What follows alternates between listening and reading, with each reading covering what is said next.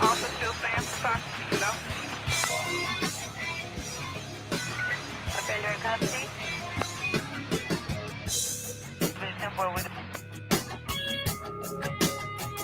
anyone else close, wait just for us, let me know. Stand by.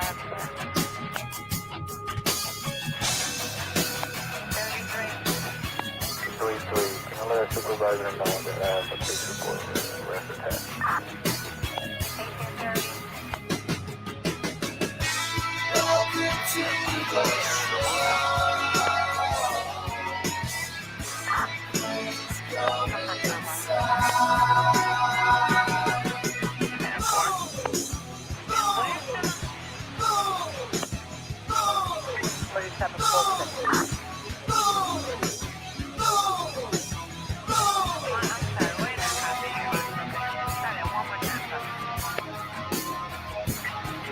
47 Fulton.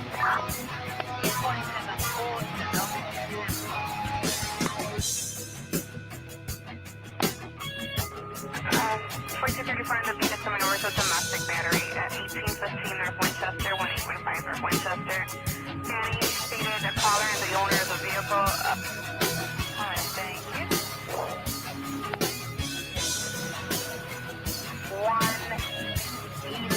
113, Robert 11.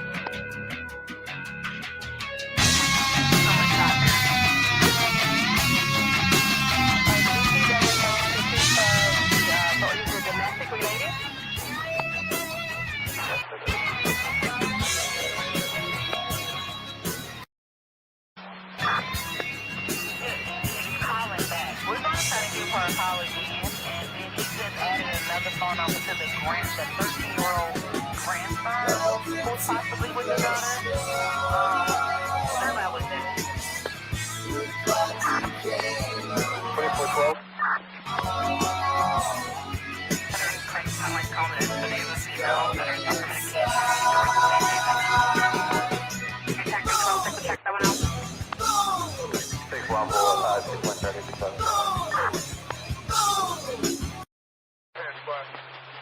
Also still staying for talk.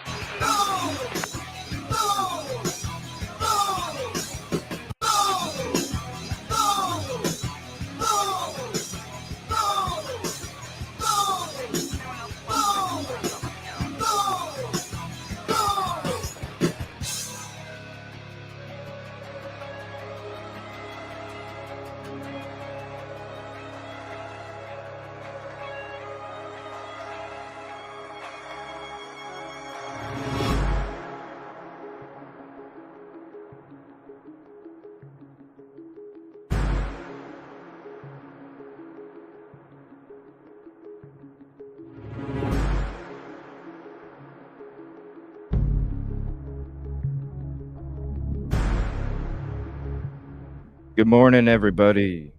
Sorry, my TV was going nuts there this morning. Got a special show today. We got Silky Southern Tea and Coach Kev on again. Love having them on. Appreciate them taking the time out of their day to hop on the show. And we're going to be talking. I've been wanting to talk with both of them for a couple weeks now. About this Delphi Odinism stuff, so I'm really excited I get to have both of them on the show today. So thank you, thank them. I'm going to go ahead and bring them up here, and we'll go ahead and get into it. Silky Southern Tea, Coach Kev, good morning, good afternoon, whichever it may be. Let me get this music turned down. And thank you, everybody, to hopping in and chat and over at Silky's show. Appreciate you guys. What's up? Good morning, CJ. Good morning, Coach Kev. Well, good morning, Silky. Good morning, CJ. Good morning, Chad. How's everyone doing? Good morning. Thank you. Thank you guys for hopping in. I was kind of looking through this morning, kind of looking around to see if there was anything new, and I noticed there was a Patrick Westfall conversation. Are you both familiar? Did you guys Yeah. get to hear that conversation? Mm-hmm. I haven't checked it out, so I don't know Yeah. what was said. Yeah. Yeah, he's one of the names that was highlighted in those documents quite often. So, what'd Yeah. you guys think of the conversation?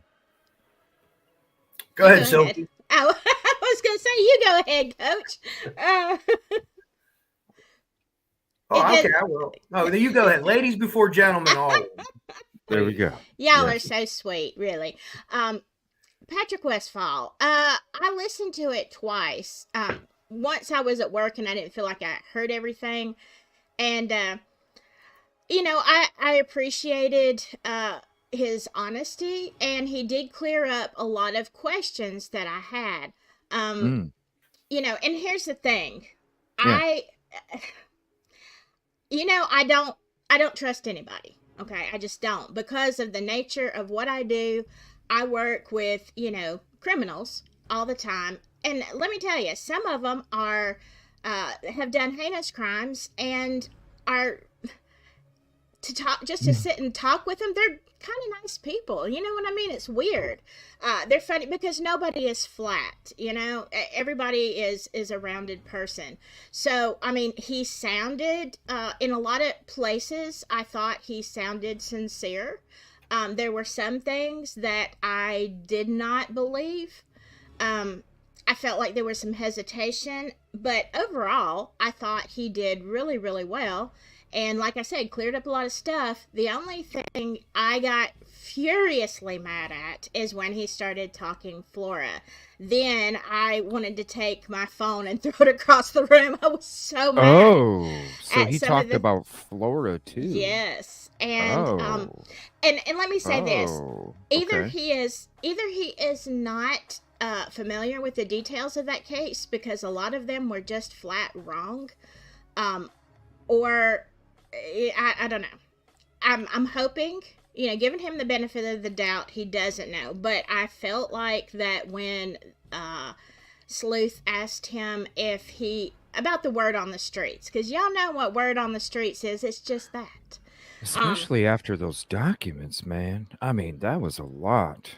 I ain't gonna yeah, lie. That I was like, dude, like that's as dangerous as Howard Bloom's being with yeah. Idaho 4, you know? Uh, Um, yeah, it is. But I felt like when Sleuth asked him, what after the fire, what is the word on the streets, and did you hear anything? 'Cause, I mean, it's a small town. You hear stuff. I don't care who you are. You hear stuff. It might not be true at all, but small towns talk. And he's like, mhm. no. He hesitated. See, I can't. There was a hesitation, and then he's like, no, Mm, I'm not really. And I'm thinking, liar, liar, pants on fire. You heard something. It might not be true, mm, but you heard something. But that's just my take. Otherwise, I didn't know that he was a veteran. And, Sleuth thanked him several times for his service, as do I. Patrick, if you see this, any veteran, I thank you very much for your service. So I thought it was good. I had some issues with some of it, but he did answer a lot of questions. mm, mm. Well, I will double down on your sentiments about what he said about Flora. I need to start with that, where, and it's not, I don't even want to blame this guy because I think that's the narrative in the town. He Mm-hmm. said that Galen stood in the yard and watched her daughters burn to death. He said it very graphically, and he said it in a On no Yes. that sense way. on on So that he's on that call, or was it a yes, phone call? yeah, phone That call Yes. with Sleuth. Yes, he said he that. said that shit? He said that. Yes. But Oh my I'm not god. defending him at all. But how many people in town think that? This guy lived down the street from the fire, and the three of us know way more than he knows about Flora. So that word on the street is bullshit. But he doesn't know. He's like, it wasn't ruled an arson, it started in a house. Well, at first, the Randalls ruled it an arson with multiple points of origin. That was BS. And then we were later found out there was an accelerant in the back room. So he knows nothing about the case. Absolutely nothing. What he was tell by telling looking at the you, dash cam, he doesn't even know. I don't think that's out. He never mentioned it, so I don't think he knows it's out. But again, not defending this guy at all, but that's what people in that town think. So that gives us a snapshot of what they're thinking. How crazy is it that we know more than they do, and it's their town? But it's just, well, Jim down the street told me, and Jim's a good guy, and Jim probably is a good guy, and he heard it from Tony, who's a good guy. But somebody made something up at some point, and everyone ran with it, and it's unbelievable on that. But I appreciate Sleuth getting him. Sleuth is kind of taking a beating for having him on, and he's asking questions. The guy served. He is, I don't even know how to pronounce what he is. It's in the Odinish tree. I forget the Athwa or something is his religion. Listen, it's a white supremacist religion, right? This guy fought in a war. I would fight for him to be able to practice a white supremacist religion. It goes against every moral piece of me and every fiber of my being. I would never want to have a drink with the guy, or I don't want to hear about your shit. I don't want to hear that ideology, but you have the right to practice it. So he was very open about that. He was actually proud about the stuff. He answered the question with the video where they were doing some and this is a bizarre thing to say, but it was almost like a Boy Scouts for Odinists where they were showing kids how to do things, and he put some jewel up in a tree. So he was very open. He doesn't really hide. He's like, I'm a white nationalist. I'm a white nationalist. He doesn't hide that. So I give him credit for that. I personally don't think he was involved. We'll get into that. He said he didn't know Elvis at all, which kind of surprised me because that could be very easily proven. They've taken DNA from him multiple times. They've taken blood from him. They've taken all this stuff. He's been interviewed, polygraphed for hours. So you need to go back and watch it. And I wish I'd have watched it live because I'd have loved to read some of them comments. Because when he mentioned Laura, Meow and a couple other people got after his butt really good. And that's dangerous. He's ignorant to that case. He doesn't know anything about it. Especially if you ain't even watched the body cam or dash cam, because you could watch the damn dash cam and it's obvious right there she wasn't doing that shit. I don't believe he knows she was crying. There was people in that town that said that she barricaded the door, and they still say that after watching the video. Clearly, they could have went on the damn porch, man, and went up the fucking porch and went to the damn window. What do you mean barricaded? You know, barricaded the door from the inside and then got out of the house. Think about how are you going to do that? We can walk through a wall. Come on. That's dangerous shit because that's people's safety, man. Like, and especially someone like him who's complaining about what he's being talked about and what his kids are enduring in school, which isn't right on any level. And you're going to blast in the next breath, blast another mother who's lost children. I mean, I tell you what, you don't even know. I've seen a lot of mothers like her, unfortunately, in my career, and that's how they act. They're burnt, their skin's falling off, they can't get in the house, and that they're screaming outside. That's what they look like at 3 a.m. I've seen it 5 or 6 times, and I can tell you. Times we've been successful, and there's times we haven't been successful, and that's what mothers look like. They're destroyed. You know, husbands are different, but moms they make the universe go around. I always say that. Mothers, so and again, I appreciate your sacrifice too, Coach Kev. Thank you. It's more of a pleasure than a sacrifice. We got to do Coats for Kids again today. I shared a picture. I was telling Silky about it. We put coats on about 500 kids on our school district every year. So yeah, I saw that. I came across that this morning as I was kind of getting stuff ready, and it was a community post. It's actually me and my sister. My sister works at that school, so that's me and my sister Lacey and a couple of kids that got coached this morning. I was just taken this morning. There you go. Yeah, I saw that a little bit ago. Yeah, 30 minutes ago before I got on. I was like, oh, that's neat. We're very proud. It's a privilege for us to do that because a lot of kids, we're kind of from a poor area, and there's kids that don't have socks and hats. We give them hats and gloves this year and some shoes. They're not really, they're cheap shoes, but something to put on their feet. And it's something. Yeah. It's something. And that's all that matters because it's better than nothing, Yeah. Oh, yeah. Absolutely. Yeah, they have something. Yeah, that's a awesome. great thing. Yeah, thanks for putting that up. That's my sister Lacey. Yeah, no, I appreciate it. And I know it doesn't share. I wish YouTube would change this where you could like share links to community posts, but this is the best that I can do. So, uh, and it should take you right to the community section of Coach Kev's page and show some love on that too. There we go. Let me put some trophies in there Well, because thank you. I love putting the trophies in there for people that are top notch, man. There we go. Definitely Always the appreciate trophies. that. No, thank you. Because people don't have to do that kind of stuff. So Exactly. anybody that does, because really, whenever people usually do it, it's out of the kindness of their heart, and you're not personally connected to these children, but you're still doing something for them, and that's important. Because there's not enough people like that around this world. There's too many people that are about the hate and the venom, and it's nice when the diamonds of the world, there's the pebble beach, the pebbles on the sand, on the beach, the pebble sands, you know what I'm trying to say, like Yeah. Yep. on the Bonnie, beach there, you got diamonds all over there. And Bonnie, it's yes, I great. am. That's where I'm from, McKeesport, Pennsylvania. So if you're familiar, that's Francis McClure Elementary School now, or I don't even know what they call it now. It used to be a middle school. It's kindergarten through 5th grade. So whatever that is, elementary, I don't know. Yeah, K5 or whatever they say now. My kids are 21 and 19, so that was a long time ago. It seems like a long time ago when they went there. Silky drop out.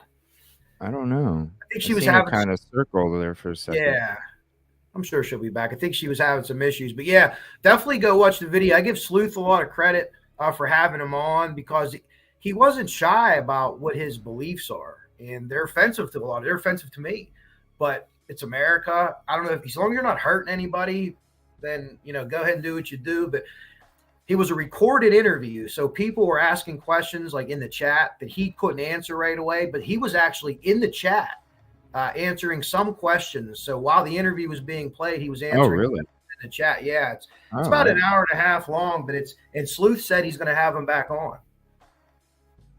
And he wants to sue all the attorneys. He's suing everybody, he said. really? Yeah. I've heard a lot of people say that before, I'm getting attorneys. It's like, Yeah. okay, dude. He was looking for a pro bono attorney, though. He was very clear. Right? Yeah, he See what I'm was. saying? Yeah, pro bono. But Right. you know what, though? If Yeah. guys are watching this or gals are watching this that are attorneys and this is a big case, they want to pick it up, get a name for themselves, maybe he'll get somebody. I don't know. Is he from that area? Is he Yeah, from, well, or is he from Indy? Because I know some of them were from Indy. he was he's not near Rushville because when he talked about that, I don't know if he said way up there or way down there, but he lived in Florida when the Florida fire happened. He admitted that he was like down the street, but he had come back from combat where he had some kind of concussion or he was like knocked out or something like that. And he got like a medical disability. He was in combat and something happened. I'm not really sure what it was. And he was like convalescing kind of at this house there. And he said at Florida, he always liked living in Florida and Delphi because it was cheaper than Lafayette. It's more city, I guess. And he mentioned something interesting. He complained about landlords in Florida. And he said there's 2 big slumlords and they're on the town council. And if you know the Flora story, you know who they are. So Right. that guy doesn't get along with Ayers and his buddy. So there's Yeah. more. Yeah. More tentacles. Yeah. Yeah, right. I mean, you could tell that, sorry, just how late everything took place in Florida, you could tell how effective this person was at, caring for their property and the people that are residing in it, yeah. Right, Kathy? Thank you for hopping in, Kathy. Appreciate you. Yeah, Ayers and Ryder. There she goes. Kathy knows. Yeah, she knows. She knows. But I thought it was interesting that he brought them up, though. Like, hey, we kind of have a common enemy. Well, not an enemy, but you know what I mean. Right. So, Silky, you said that it cleared up a lot of things. What did it clear up for you with this conversation? I feel like everybody had been saying that Patrick Westphal and Brad Holder had a falling out because of the Right. And I don't know what I missed while I was in space out there after my computer shut down. But yeah, Oh, I no. mean that is what everybody was saying, that it was a sacrifice gone wrong, and this Gone is what caused the right. problems in between him. Yeah. But what Patrick said is that Brad was actually, he had found out Brad was going through a divorce, and he was going to church, like a Christian church, and Patrick said, but he was leaving the church and, coming over to Patrick's group and practicing Asatru. And when Patrick found out that, he was like, Brad, like, look, you can't do both. You're either going to be in one camp or the other, basically. Right. And Yeah. so he said, Brad just said, okay, well, I guess I'm out on Asatru then, And so he said that Brad had actually left all his stuff over at his house. And, he said, I didn't want that stuff, but I don't know. I think he finally got it back to him or whatever. But yeah, he said that was the reason that they fell out instead, not, Really? yeah. So it wasn't a ritual gone wrong, is what the defense was claiming. He says it's Right. because he had to choose one religion or the other, Yeah. Right. and he chose the other. Right. That, according to Okay. Patrick, yeah, that's what happened. Now, again, Do you so and I know nobody knows the truth except for the people right. involved. How do you feel about that? Do you both feel that he's being honest about that, or I mean, I'm sure you do, Coach, right? I mean, But I generally, don't like, think Silky did. with what he said yesterday and almost everything, I think he was honest. I don't think, like I said, we might have very different ideologies about human beings, but at the end of the day, I don't necessarily know that he would have lied about anything. And he was saying, we have these rituals in my house, in my backyard. Mm-hmm. And he mentioned multiple times, you're either all in or all out with this Asatru. I can't even say it right. Yeah. So I believe that, but at the same time, if he did it, he's not going to say in an interview, that this is why we got into a fight. So just because people are maybe not our kind of people doesn't mean they're liars all the time. But I would believe that he said that. I'd believe that part. I would agree. Yeah.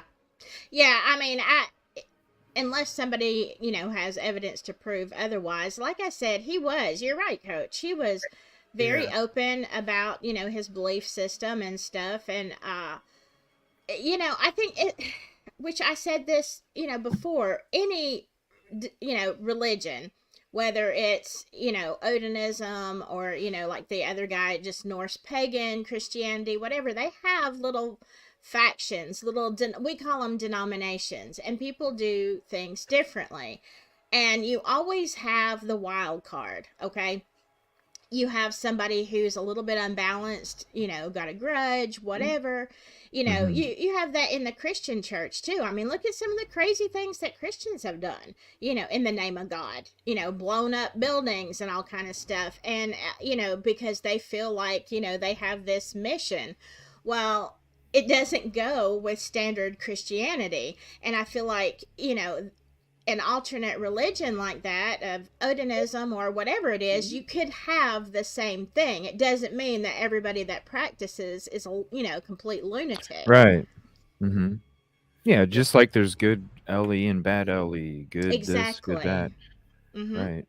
It's always the people on the fringes of everything. Like even like politics, there's like a lot of people are kind of in the middle, and then there's people on the fringes of everything that just kind of take things to literally to the extremes. And that's what you see with a lot of stuff going on today. And yeah. Right. Right. Even in the court system, you know what I mean? So I know and the shit's everywhere, man. I was going to Walmart a couple days ago in the morning, went and got some breakfast, was going into Walmart to get a couple things for transferring the computer stuff, and I shit you not, I seen the damn triangles on somebody's back window, and it was as big as a basketball. I was like, damn, like, yeah, it's crazy. It's just, I never even knew this shit even existed until until these documents came out. Do you think? Do you think a lot of shit was embellished on these documents now after they've been out for a couple weeks?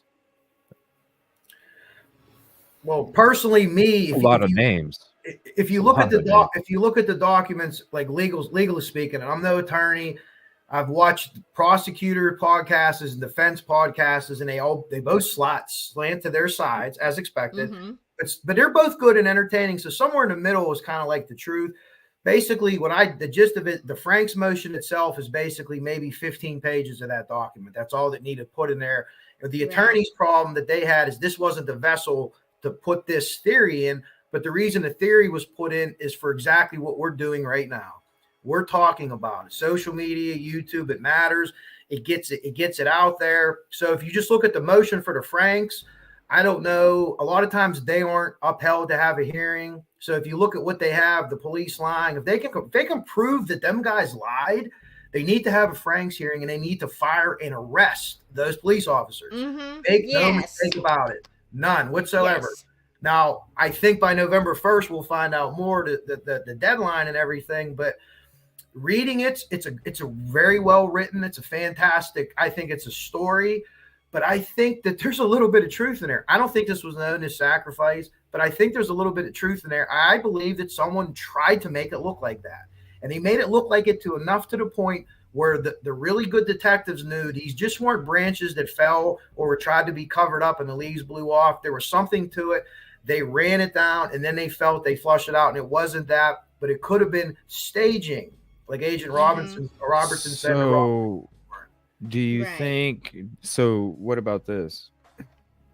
So, since it was supposed to look like it, do you think that maybe somebody that was involved knew a little bit about the background and said, you know what, I'm going to try and make it look like this? Is that more of what it would appear to be? Like with the F on the tree, I was looking at the other F and I was like, I don't see how that, and let me see the bark. Maybe the bark is positioned a certain way, so you had to do it that way or something. But to me, I was like, this doesn't even match. It had to be something with the bark. Do you think maybe somebody like knew a little bit? Well, I know that they did this, and I know a little bit about this, so I'm just going to kind of do this and this. And what I think was that the original, my theory is the original person that committed this hands-on murder, which I believe to be Richard Allen personally, left the scene, came back with help from someone or someone else, maybe one or two other people possibly, and they helped him do this. And they said, hey, here's what we'll try to do to make it, to stage the scene. They weren't posed. The FBI agent said stage and thought stage to make it look like that. So I think in a way, if you look at it, everybody is a little bit right on this, in my opinion. And I don't know. We'll know more after November 1st, after the deadline for the rest of the evidence to be handed over to the defense. But right now, that's what I'm operating on. So when people are like, oh, it's Odinist, well, you're kind of right. And then the people, well, it's not Odinism. Well, you're kind of right too. And I think it's somewhere in the middle, personally. That's my personal opinion.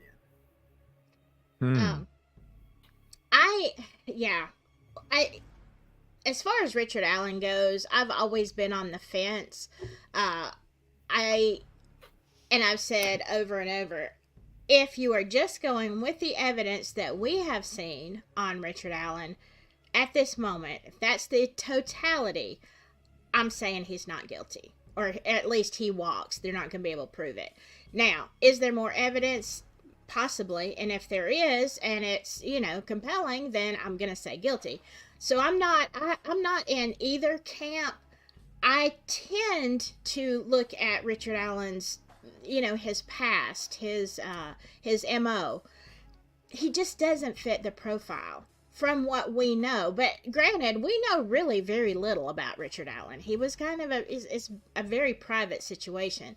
Now, as far as the Odinism, I feel like the Franks, what they did with the Franks, and putting all this information out here. I don't necessarily think it was, the Odinist. As a matter of fact, the more I look at it, the more I think it was not. But staged, and that is the big thing. Who would want the Odinist to be framed? Who knows enough? Who? Right. And you go back to, who tipped them out that way? Although I'm sure they had some idea just by looking at the crime scene.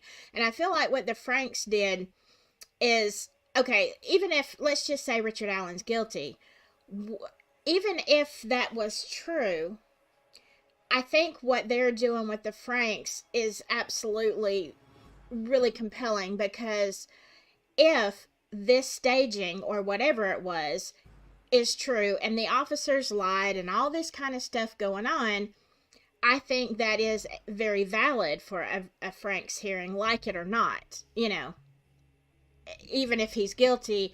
And I think that was the thing. There was compelling evidence that it could have, what if it's not staged? I mean, we don't know. But, the Ellie said it is, probably is, in my opinion, but because I have my own theory on this thing, but it could be staged. I just feel like the judge should never have signed off when he did, knowing, if he knew all this other stuff was in play and these officers lied, then he's got a right to it. Even if he's guilty, he still has that legal right if everything was so misrepresented. Do you feel that's why that first judge signed the papers and then backed the hell away from everything? Yeah, it confused me so much. Confused me too. I was like, "Whoa!" Yeah, very odd to say the least. Very odd to say the least. Yeah. I'm like, what are you doing? And for months, when I would do videos, I'd call him Diener the Wiener. I mean, you're going to sign off on something and then say, deuces. That's what. But now, understanding, if he didn't know, and then all of a sudden somebody's like, "Hey, bud, did you know?" All this stuff, and let's just say a little birdie tells him that Holman or whoever lied. Then I would recuse myself too. I'd be like, hold up, I don't want nothing to do with this. This is fixing to hit the fan, and I don't want my name associated. Yeah. So you didn't, before these documents came out, you still kind of, Coach, you pretty much think it's RA and then maybe more, or for sure more? I think for sure more that helped, in my opinion, stage the scene. Not necessarily commit the crime, but do the staging. I believe that's what happened. Yeah, that's the theory I'm working on now. I'm trying to disprove it like I always do, and I haven't been able to do that yet. I may be able to do it today, or maybe someone will say something today that I will, but I believe that's what happened. I also believe that Richard Allen went back there that night, and that's a pretty bold statement to make and a bold claim to make, but I think that you're going to see that in this defense dump on November 1st. And I don't know, I don't have the X's and O's of it. As an old ball coach, that means like the dots that go together. But it just seems to me that they're somehow able to place him back there at some point that day or that night also. And to me, that would be the other people that he's with. In my opinion, they're names that we've heard bandied about before. And with their connection to him, because if you ask someone to help you do this, they're putting their lives at risk. Because if you help do this, you're covering up a crime. So what was the tie together? I don't have that. I can't find that. But it'd take a lot, because to not only reach out to people that wouldn't snitch on you, but also to reach out to people that that you have the power over them to have them help you. Yeah, maybe they were involved in something together that they didn't want to get out. Maybe some online. I theorize about the online CSAM because of the court orders that only the people that are involved in the case are allowed to see certain images and files. That's CSAM that they have. Okay, wherever it came from, I don't know. I theorize that it came from his 2 Motorola flip phones that he kept in his bedroom, the old ones. They weren't with all the other phones. That's just a total theory that I have. No one told me, no inside info. But I think that he's going to be tied in somehow with other people on this. Let me ask you this then, because this is something I thought for a long time, ever since I started having a talk show in the very beginning. Because all this stuff was suspicious. The rings being busted, the amount or size of the rings being busted, the locations of the rings that were getting busted shortly after Richard Allen was arrested. Um, and I know that some people think that it is, some people think that it isn't, but I just have to ask you, do you think Klein is involved with RA with that stuff? I'm one in the camp that there's not many of us left anymore, but yes, I do think Keegan Klein's involved, and the involvement was some kind of online interaction. He might not even have known Richard Allen in real life. I think Keegan Klein, they call it busting out young girls' cell phones. So you catfish them, you do what you do, you get your He was a distributor. And you sell the logins to other people. So whether they knew each other, I don't know. Damn, man, that's cool. Yeah. Because that's exactly what I thought. Yeah. There was some kind of like, I even said back then, it was almost like the dude, you look at his businesses, you look at the clothes is what told me, because the clothes I know how much that shit costs. That shit ain't cheap. The real stitch, the off colors and stuff. No, you're talking customized. It's not cheap. When you have that kind of clothing, you're sporting that kind of clothing, you definitely have a decent amount of money to throw at those.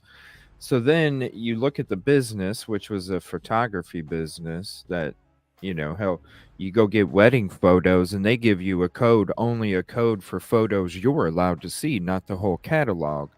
So then it made me think, well, damn, maybe he is some kind of distributor for that area up there. Get his shit from Indy or somewhere surrounding. And he was the distributor up there. And I think that the whole Snapchat thing was a community freaking Snapchat where a whole bunch of people could use the damn Snapchat, and he probably sold the password for it, kind of thing. Well, you know about the Dropbox too, and something else personally, and this is just my personal opinion. I think I actually doubled down on Keegan Klein being involved because the defense did not mention Keegan Klein or Ron Logan. Now, if you want to put a theory out there that says that your client didn't do it, I'd be like, hey, listen, I trust FBI agent Jennifer Robertson, Jennifer Roberts or Robinson. She wrote the Ron Logan warrant. She thought Ron Logan did this. I would be like, Ron Logan did it. My client didn't do it. Or you had this big press conference. We're changing sketches. Keegan Klein, and they're not mentioned in that motion. Why wouldn't they be mentioned in that motion? I only theorize because they can somehow tie back together to Richard Allen. It's just a theory. I have no proof of it. But to me, it makes sense why it wasn't mentioned in the motion. It's more plausible than the Odinist angle, in my opinion, because you had an FBI agent that thought that Ron Logan did it. You know what I mean? Right. Silky, so you said that you were kind of on the fence already before these documents came out? On Rich, yeah. Yeah. Well, okay. There are several reasons why. One is, of course, that from the very beginning, Robert Ives, who was the original prosecutor, said that it was staged. Ellie said it was staged. So, I don't want to disbelieve everything Ellie says, although I'll just say in Delphi I do take it with a grain of salt. Not so across the board, of course, but if it was staged, and it seemed like Robert Ives, and he also left, the office. He really didn't want to deal with it either. But I felt like a lot of people that backed away up there. Exactly. For sure. And yeah, so I felt like Ives was trying to do the right thing, you know what I'm saying? And he was limited on what he could say, but he said he felt like it was going to be, and this is what I've always come back to it. He said it looked like there was enough evidence there that he didn't even say with technology, with geofencing, with all these things, that the fog reports, the things that we know exist now. He said old-fashioned police work. he thought this would be solved in, no more than a week. And so that, Oh, wow. Okay. yeah, I've said that? Wow. yeah, I've said that in an interview, and I mean, I've watched that interview a lot of times, and that told me that there should have been enough clues there. He said it was staged. And then, with any kind of staging crime, you actually have to solve two crimes. You have to figure out the staging, and it tells you more about the perpetrator. Okay, who would do this and why? What is their motive? Why are they trying to sling it on, make it look like something else? And it tells you more. And I just tell you, it was kind of weird. You know how you get those gut feelings? About a month or two ago, I let my daughter watch Silence of the Lambs for the first time. And I had to beg her to watch it with me. I'm like, you will love this movie. And it's one of my favorite movies. I love it. I know I'm a little twisted, but I love it. And after the movie was over, how it was like a week later, there was just something that Hannibal Lecter said that just kept, how you get things that just go running through your head over and over and over like that hamster wheel. And he was talking to Clarice, the very last conversation they had, and he keeps saying something to the effect of first principles, okay? Go back to the beginning, the first principles, and that's how you're going to catch him. And so I started, and I'm not going to give you my theory because I will not put it online, but I would just say this. If you go back and you look at the type of crime and the first principles of investigation, and I'm going to leave it at that, you come up with a totally different outlook. Yes, there are rabbit holes everywhere. Do I think there are tentacles? Absolutely, because I agree with Coach. This was more than one person. I believe it was a cover-up. Who all is involved, I don't know. I mean, there are some very shady people in Carroll County and in Kokomo. So, all the way to Judge Fouts. So, there could be several different lines of things going on.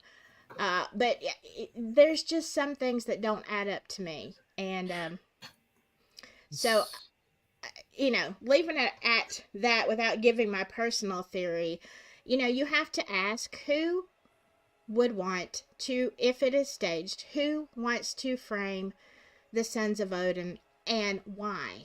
And why? What the biggest beef, question, why? Yeah, what beef Right. do they have? So if somebody staged this, the perpetrators, they have a beef with Sons of Odin. Okay?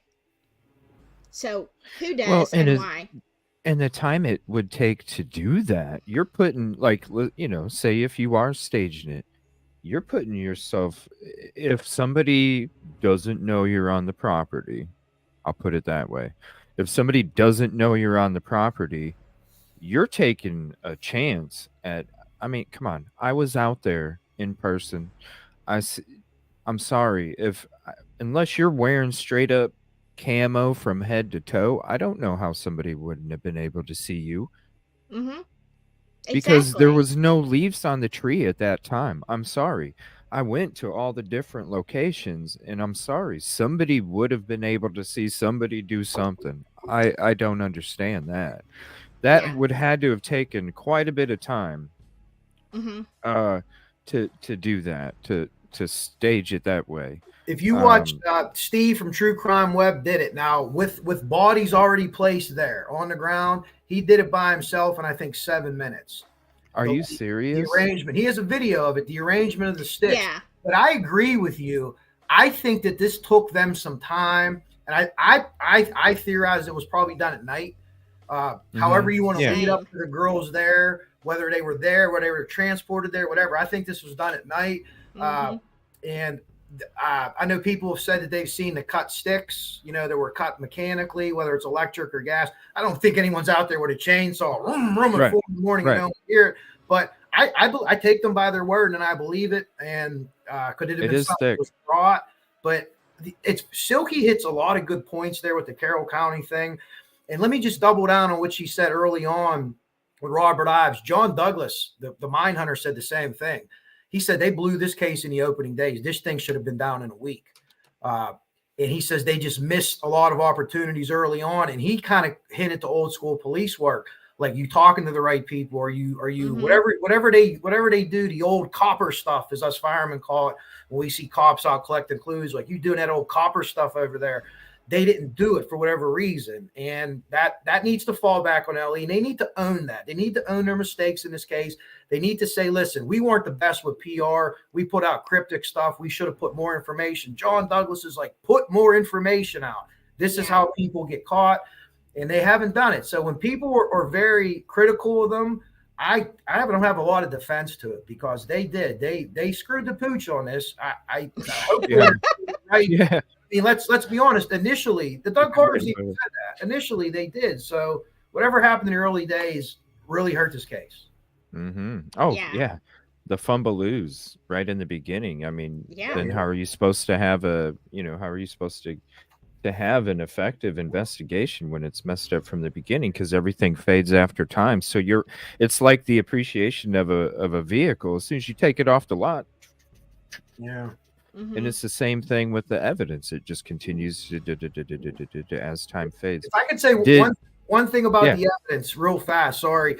Everyone's saying, like, we don't know. They don't have this. They don't have that. The defense to me is leaking stuff to people. They're leaking stuff to people on YouTube, I think.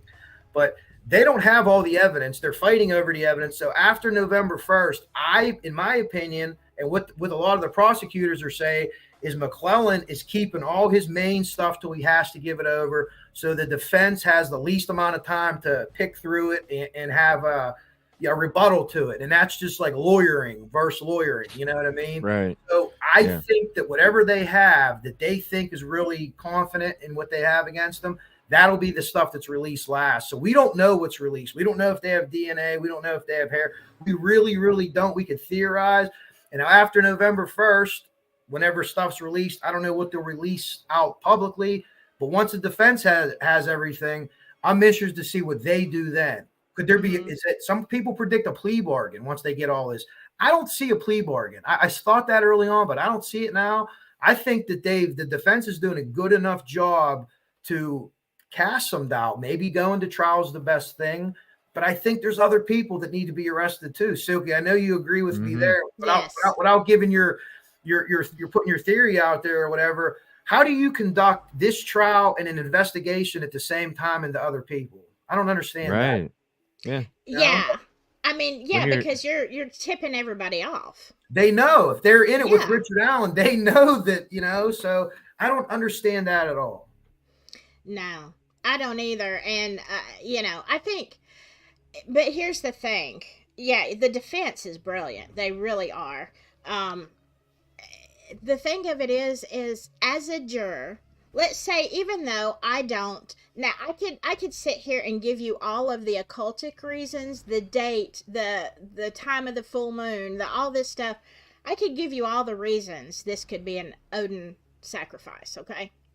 But in my gut, I don't necessarily think so, okay? I don't know if there was any involvement, but I don't think that it was like the Odinists just kidnapped the girls and decided to sack. I don't think it was just that cut and dried, okay?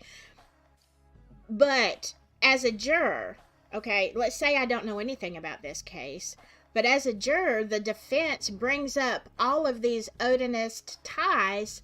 I think that alone is going to be huge in creating a reasonable doubt, because if they go into the practice and the historical practice of some of these Norse pagan religions, you're going to see human sacrifice as a thing that they did. So me as a juror, not knowing, not spending all these years and months studying this case like we all have, would I say, it could have been somebody else? I mean, there is a very good chance, guilty or not, RA is going to walk, in my opinion. That's why I was going to ask you, because it kind of did that to me too. When these documents came out, maybe, I mean, come on, there is a lot. What was crazy to me is the amount of names and the Mm-hmm. Yeah. amount of information. That's the two things that blew me away about these documents, whether they're true or not. Because Right. whether they're true or not, it still created reasonable doubt in my freaking head. I was like, whoa, hold on a minute. Even if this isn't true, this is a lot of names. This is a lot of Right. information. It's Is very that what it specific. did to you? Is that what Yeah. it did to you, Silky? Like, Yeah. it made you go, there's a lot. You already had a little bit of reasonable doubt, but after these Right. documents came out, you were like, whoa, there's a lot of reasonable doubt. Now I'm really starting to focus on this and not necessarily RA. Uh, Yeah. yeah. Okay. Um, Absolutely. And I think it's going to do the same thing. Like I said, I think it's going to do the same thing to a jury. Uh, because you right. can't discount it.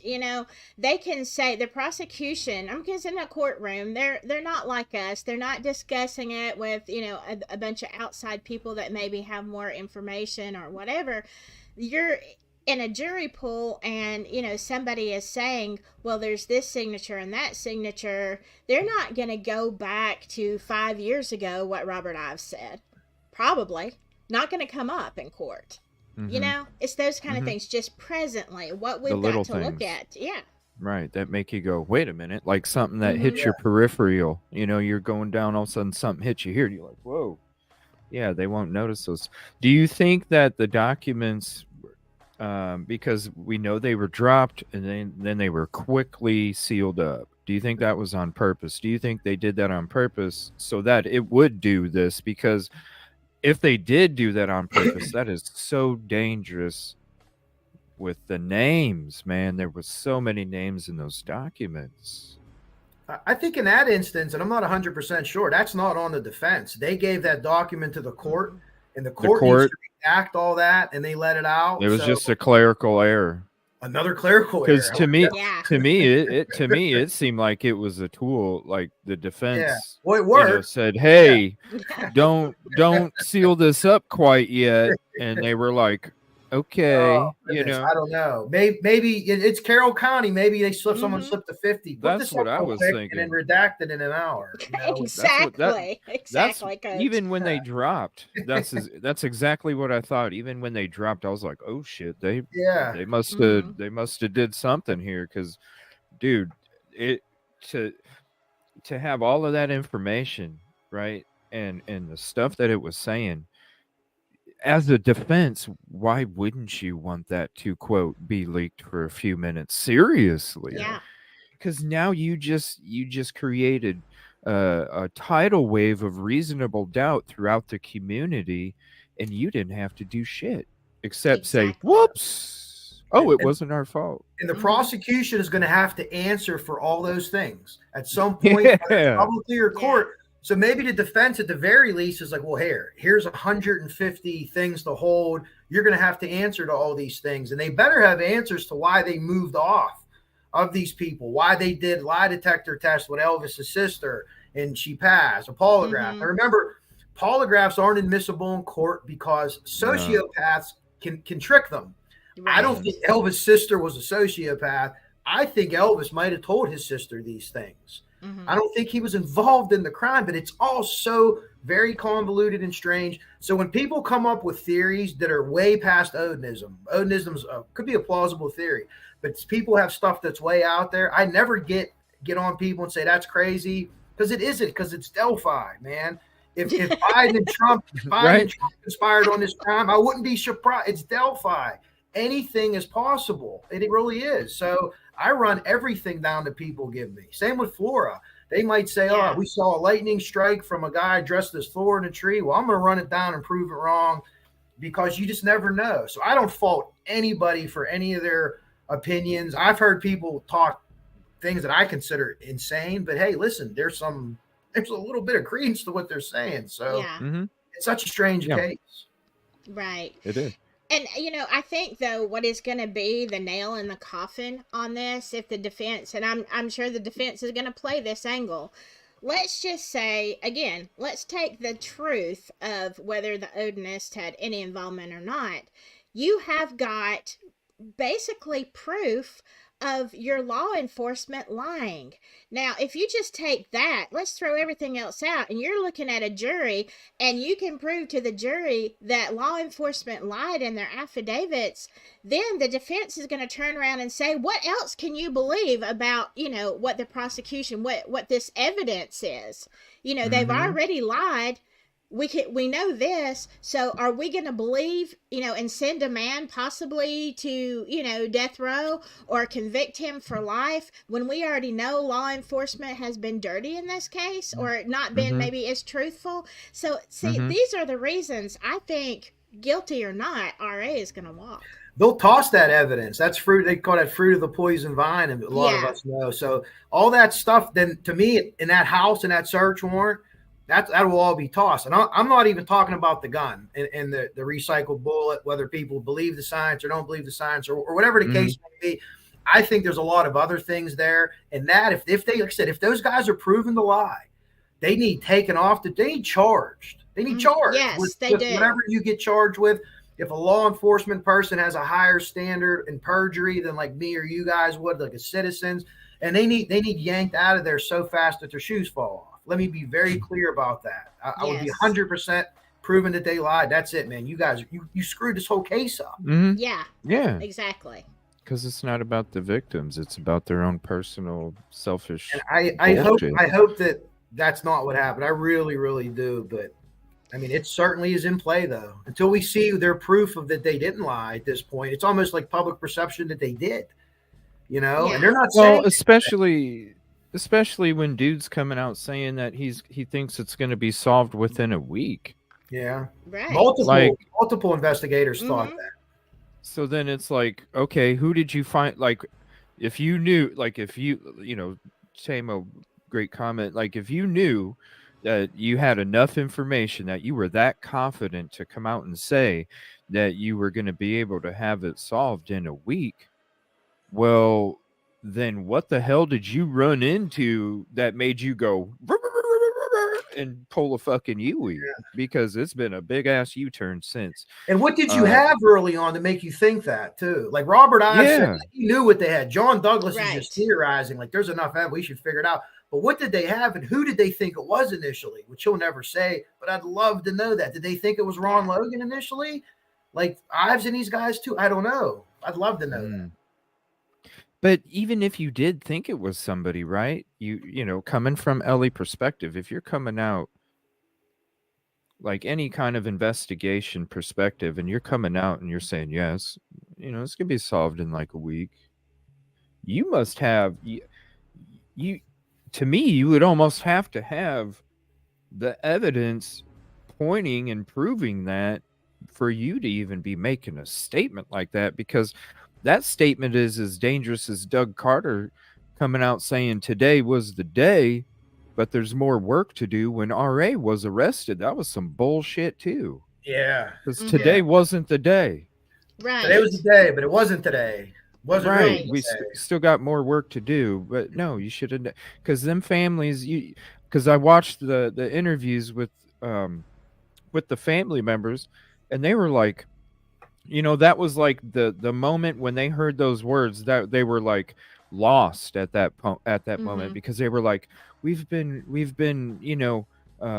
so long we've been fighting to hear these words, and then we hear these words and now we don't know, we're kind of like, where do we go with, and that just totally like fooled with their emotions, because how in the hell are they anywhere closer today than they were the day before RA was arrested? I don't think that they're any that much closer at all.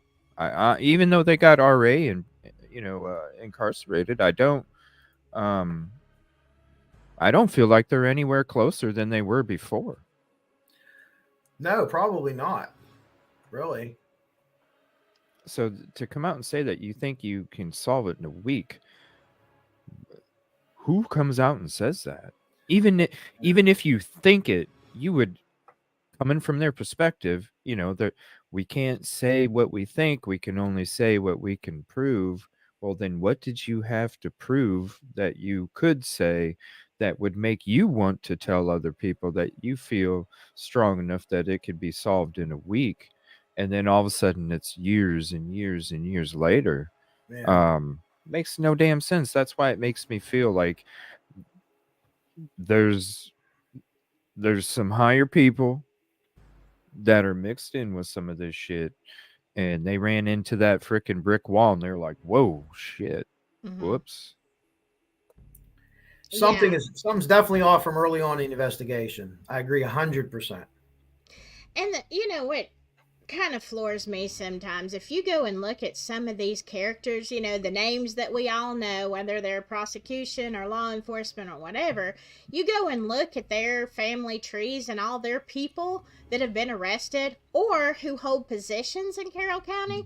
It's like, my God, y'all are all corrupt. Yeah, every stinking one of you. You know, you've all got, you know, you just start digging in the past of some of these families, and it's like, come on, you know. And I don't think now. Of course, I'm not privy to the evidence, but from what you know we've seen or heard, there are a lot of players. Okay, if you just take all the names of the players that were, you know, on the trails, you know, around, had something to do with that day. I haven't seen, like, you know, big interrogations of some of these people. Because, you know, when you're interrogated, even if you're innocent, like, you can be 100% innocent, but the way that you're interrogated is like they're going to try to make you, you know, look guilty. They're going to ask you all these questions. And, you know, there could be, maybe there are documents like that, but I would like to know what some of these people said. Yeah. But my understanding is some people really have never been interrogated, and you should Probably be. not. Because if you are innocent, then you have nothing to hide. So be interrogated, you know? Right. But it seems like a lot of people to me were just kind of patted on the head and said, okay, we took a statement. Well, I mean, you I even could have say like the anything. documents from the defense is stating that they had somebody saying that they were at the scene of the crime and that they did certain things. And in the documents, it's saying, "Oh yeah, we brought it to them, but they were just like, no, that person's already been cleared. No, it's no, already Right. been I cleared. want to see you in the Like what the hell? interrogation room. Like what the hell? Yeah. Where's the 150% effort for these victims? That's what that's what your fucking job is. Right. You didn't take that job for nothing else but to be 150% for the victims in the community. Absolutely. And that's the thing. I mean, if it were and I'm just saying, if it were my child, I would want everybody, including myself, interrogated. You know what I'm saying? I'll answer any questions you've got because I want to help. I want to see that effort. I want you to, you know, really put the pedal to the metal, so to speak, and you get They past the deserve it. surface. Yeah, because it's all about Abby and Libby, you Mm-hmm. know, and what happened. I don't care who you are. I mean, they need to really beat down on these people and get to the truth because sometimes it's not even that somebody's guilty, but they may say something or know something Or and they know don't even, something. Yeah. yeah, and they're not even thinking of it or putting it together. But I agree with you, CJ. I don't feel like law enforcement really push this. It's kind of like they're like, okay, here's your statement. Here's your statement. Okay, well, we don't know what's going on. Yeah, it's a small community. People are going to forget after time, you know. No. Mm-hmm. Not now. Not with any of us YouTubers. We're not down with that. Exactly. No, for real though. Yeah. They expected local, you know, cuz it had gone like Mm-hmm. that for so long, local media, national media. Oh, we'll back away. We don't have Charmin Quilted Northern saying you need to not do this and you need to do, you know, we don't have that. We can talk Right. freely, you know, according to YouTube's extents.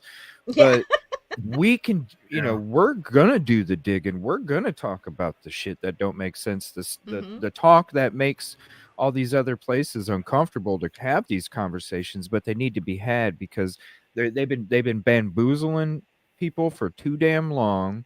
Mm-hmm. You know, doing their good old boy shit, and it's a new freaking day now. It's a new day. Shit needs to change. And Did you know, CJ, speaking of that, I'm sorry, I don't mean to interrupt, but No, I you're do. fine. And I just got this because I'm doing another show tonight about finishing the spicy tea, and I'm looking at all these Yeah. comments in your live chat, and I'm like, dang, there's some good ones here too. But did you know that they interrogate or they question? I'll say they interviewed Tobe Lesenby 7 times. Yeah, he was tipped in by somebody. Yeah, he was actually tipped in by several people. The sheriff is tipped in as being involved, and that you have to question this guy 7 times. Like, Yeah. what kind of freaking county do you have that you have, you've had to interview your sheriff that many times? And this is something I didn't know, just learned in the last week. Tobe had a purple PT Cruiser. Wow. Yeah, I saw that.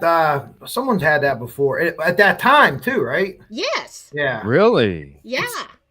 Yeah. I understand it to be that way. Is that too. why they were so No confident? explanation. I don't know. That might have been why they were so confident, huh? I mean, someone saw a Holy. PT Cruiser. Someone saw like the car from the Munsters. Someone saw a smart car. Like what? Yeah. What? Right. That Comet, that Dodge. That's a pretty specific car. That Dodge Exactly. Comet, or like you saw the Dodge Comet. Like, Right. and they've never explained any of these things. They've never explained why they switched gears and why they didn't release the first sketch that was done. That was the second sketch. The first sketch that was literally done was the young guy sketch, but they released the old guy sketch, which was a sketch that like I've never seen a sketch like that before. Right. Yeah. It didn't look like a sketch. It looked like a AI generated face. Yeah, all the damn shading and all that. Yeah, was the well hat, done. hat, and all that stuff. I was like, damn. And then you hear they the definitely witnesses, didn't look the same. You hear witnesses didn't like the sketch because they didn't see him from the he was covered. They didn't like it. Well, we gave him a different hat. Well, why'd you give him a different hat? What the point? What's the point? I don't know. I don't have no answer. I hope someday we find all these answers out and it was some kind of investigative strategy and we were doing this and that and this is what we were trying to do. Not that like, well, we don't know. We just threw a bunch of crap at the wall and see what would stuck. But if that's what they did, be honest about it. Be upfront, be honorable. Well, do you think okay, this has me wondering now because of the hat, right? Do you think that I don't know. That the two sketches just they've never looked the same to be the same person to me ever. Yeah. And they're different types of sketches. The young bridge guy sketch is a traditional sketch that you'll see on the news. Hey, we're looking for this person. The old bridge guy was so detailed and like Silky's, I think, said shaded. Like it just the whiskers even. Yeah. The whiskers. How many sketches have you seen like that? Yeah. No. None. As a matter of fact, if you look at some of those, bloopers, you see the funny ones, it's like literally just almost like a stick drawing of some of these people. Guys, look that up on YouTube. Funny police sketches. The one the guy's reading about and the sketch behind him looks just like him. Yeah. They're funny. They're funny, guys. Check them out. Yeah, they are. But you're right. That's usually how a police sketch is. It's not that detailed. But yeah, old bridge guy, very detailed.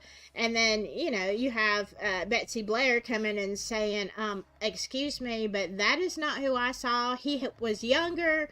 He looked like he was in his 20s and he had poofy hair. Yeah. Well, I don't know if Richard Allen has had a poofy day in his life.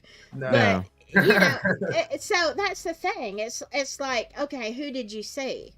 And why you have to wait 2 years to put out the actual sketch. To me, Sarah Carbaugh is the one that saw the Muddy Bloody, that now they say is just Muddy, witness, going down the highway. I am sorry, but if you are driving down the road, unless you're driving 2 miles an hour and just staring at somebody, how are you going to give an accurate police sketch? I drove down that road. It's quick. Seriously, it's when you're looking at, and that's one of the things that shocked me is when I was like looking at it from bird's eye and the maps and all this, it looks so vast. But when I went there, it was like, even the trail that the girls took from when they got dropped off to the bridge, I was like, holy shit, this is short. Oh, wow. Like everything seems so much longer than what it is unless you're there. And that road that you're talking about, I drove down that road a billion times. Jinx and I did, going from here to there to here to there to here to there. It ain't that long, literally 15 seconds. Oh wow, and that's a It ain't that long at all. pretty heavily traveled road there. Or Mm-hmm. I don't know about other people, but it was for me because we were going from the different cemeteries. We went to the cemetery that was supposedly the car was parked. That was crazy. Taking you guys down where the car probably was parked at, and showed you guys how easy it would have been to just get out of the car door, go down the terrain, and bam, you're going right there. I mean, maybe I'll show you guys some of that after we're done here today in this episode. Just the different locations that we went to. Everything is so quick and so like you'll miss it, seriously. So what you're saying, Silky, I totally 100% believe, because a couple times I drove down that road and I didn't even notice I was driving next to it until I was already past it, and I saw it in the rearview mirror and I was like, oh shit, we passed it again. Yeah, so It's you tell me how Sarah Carbaugh is driving down the road. She doesn't know a crime has been committed. She's just driving. She's driving. She sees a guy, and maybe she sees spots. She says he looks muddy. She's driving down the road. I mean, how long does it take you? But yet, from her description, after, 106 days after she saw him, they get this detailed drawing of old bridge guy with the shading on. Like, man, you've got some great memory, Sarah. Like, woo, mind blowing, right? Come on. and she was jammed up for which I don't know if this was the right girl, if I'm not mistaken. Tried to run her husband over. There was some kind of domestic thing that happened, and that's when this information came out, if I have that correct. So I can understand why people were thinking like, well, why did she wait till then to bring it up? In May, I think she gave the information in May. Obviously the stuff happened in February. So when people are saying, well, you have this girl that's dead to rights for whatever crime, the cop's going to say, hey, maybe you can help me in this other case and we can do X, Y, and Z or whatever. So when people say that, I can understand where they're coming from with that. But eyewitnesses are really unreliable. Yes. Cases fall with evidence, with DNA, with hairs, with fibers and things like that. So even the video of Bridge Guy, I cannot tell you definitively that that's Richard Allen, and I believe Richard Allen committed this act. So that's where I am. I'm like in another maybe sphere with what I'm thinking, but I can't look at that picture and just look at him and tell you. I think it's him because all the other evidence, but I cannot look at that picture and listen to that voice and say that's definitively him. I can't in my heart of hearts say that, even though I think it's the guy. So I don't know how important that piece of evidence is going to be in the end, if you think about it at trial. Yeah. Unless Richard Allen gets on the stand and says, yeah, that's me. But his attorneys are pretty good. So even if it is that, even if he knows that's him, that ain't me. You know what you're talking about. okay. Well, you bring up a good point, because if he had help, whether it was committing the crime or had help setting the crime scene, why in the hell is he not snitching? That's a tremendous question, CJ. I talked to Ruckus about that because Richard Allen didn't strike me as like a hard ass. He seemed like more of like a pushover. Walk in a room, he's kind of in the back. So I think for sure that he would have, unless he's some kind of crazy criminal mastermind that's going to blow all of us away, that's had things in his past, like Silky mentioned. That troubles me with that because we don't know of anything in his past. This crime's a hatred to women. Did this guy hate women? Why would he hate women? Have we seen it? Jumping out and scaring people at Walmart isn't enough. I'm not saying that whoever did this is a serious person, but they would have had to have some kind of rage incidents in the past, in my opinion, against women. Maybe we don't know about them, but that does bother me about Richard Allen himself. Silky hit the nail on the head with that earlier. And here's the other thing. Can we talk about these documents, these affidavits that dropped, what was it, day before yesterday or something like that, about these guards? Okay, because they're saying, and again, what, guilty or not, this is going to be another thing that the defense is going to hammer on because of that confession of Richard Allen's in jail where he said, I did this. He calls Kathy and he says, I did this. And, it says she just hung up on him.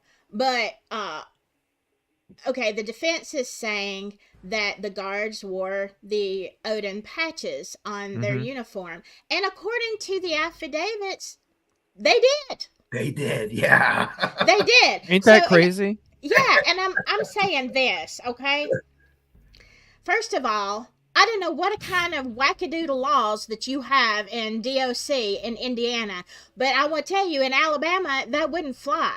The officers that I work with, they only have according, and you, Coach Kev, you had Protocol. yeah, you dropped the documents of the what they're supposed to wear. I actually looked it up, the Yes. Department of Correction in Indiana. You ain't allowed to wear any of that stuff. Exactly. And you don't in Alabama either. So why are these people allowed to wear these, patches? Like people are not wearing, crosses and stuff like that, Yeah. as far as I know. And I don't know, some people No, I don't might. think that you're not allowed to wear anything. No religion. Right. No. Yes. Yes. And so, they're like, oh, well, yeah, we're, wearing the patches, but no, we never threatened Richard Allen. But really, you're wearing the patches. Yeah. So how are you going More to doubt. exactly, that is, More you're not reasonable going to doubt. convince a jury that this could not have happened when DOC allowed them to wear this. It does create a reasonable doubt. I mean, that's Yeah. Do you think that's one of the big things that do you think that's one of the big reasons in your mind why he might get let off is because of everything that was being portrayed by the defense? And then all of a yes. sudden they're going to be on the stand and they're going to say, yes, he Yeah, had those patches. Boom. Like all of a it's sudden reasonable doubt. the doubt just goes, it's like one of those little snake things that you open up the can and all of a sudden shit just comes flying out. That's basically what Exactly. It's all of this, your yeah. The preponderance of evidence is what we need to. So if you think someone's guilty, if there's one little thing that you can't explain, but there's 20 other good things, then you could say this guy's probably guilty. I can't explain this one thing. But when you put this Odinist thing together, and yeah, we wore patches, and then all of a sudden on September 23rd, we quit wearing them to acknowledge that we were wrong. And I'd have been like, just keep wearing them because we don't look as bad. So when you add all the Odinist stuff together, could a juror sit down and think, well, it sounds crazy on the surface, but if you add this and this and this, and I'm looking at the preponderance of evidence, it could easily steer a reasonable person that doesn't know about this case to think there's something to this. Maybe I shouldn't believe those confessions. Maybe he was being forced or coerced. So I totally understand where people come from. And why are you letting these guys wear patches of any kind? I can't wear nothing on my uniform. You could have a cross, a Star of David, some kind of Muslim thing. You tuck it in under your shirt. Guys put stuff under their hats, their dress uniforms. They'll put like prayer cards and stuff. And that's where you keep it at. So it's close to you, but you're not displaying it for everyone else to see. And that's not allowed to wear it. So again, they look bad again. It's right. And that's the thing. Thank you so much, Jinx. hey, Jinx. Yeah, that's the thing with that reasonable doubt. Let's say even as a juror, if I'm a juror and I really think, I think this Richard Allen guy is guilty. Like I really kind of think he is. But when they're going to lay out those closing arguments and say, can you, without a reasonable doubt, can you say that this guy is guilty and sentence him to life? And you're sitting there thinking, well, there's a lot of things that say that he's guilty, but then I know the police lied. They're wearing these Odinist patches. Even if I wasn't sure, I think for me, as a juror, I'd say, you know what? I can't, in good faith, say that this guy is guilty when there are too many questions. I mean, my gut says he is, but you can't go on your gut. You have to go on the evidence. And if the jurors do that, yeah, I think he's going to walk. They're going to have a big closing stanza here with this evidence that comes in late. That's going to offset, like I said, the Odinist thing. Yeah. You know what I mean? They have to, and they're going to have to address all these things that we're talking about. It's crazy. And then the fact that they're going to admit that they wore the patches, right? I mean, I Right. don't give a fuck if you were involved or not, because I look at everything as a juror. That's why people get upset Yeah. at me sometimes when I'm Mm-hmm. being screamed that I'm an Same. idiot because I'm thinking reasonable doubt, as a juror. Yeah. Me too. Uh, that's one thing right there. The whole, I don't care if they're involved or not. The fact that you had that shit coming out from the defense, it's already been leaked, and then you have them actually admitting, because in my mind I was like, okay, they couldn't have been wearing, like, this has I got to didn't be a believe it joke, like either. you were I saying. didn't Yeah, either. I agree. how are you allowed to put this on your uniform, right? Like, I thought it was a joke. Yeah. Yeah. But then now that they're just, I didn't even know this, now that they're saying that the patch, yeah, we wore Mm-hmm. them. Yeah. What? Oh, I hell kept reading no. the line Exactly. over Oh, and hell no. over, thinking I was reading it wrong. He's like, "Yes, I do wear the patch." I'm like, "Well, no, I that did can't be the right. same. They must have Mm. mistyped this." And I'm like, "No, the dude's admitting it."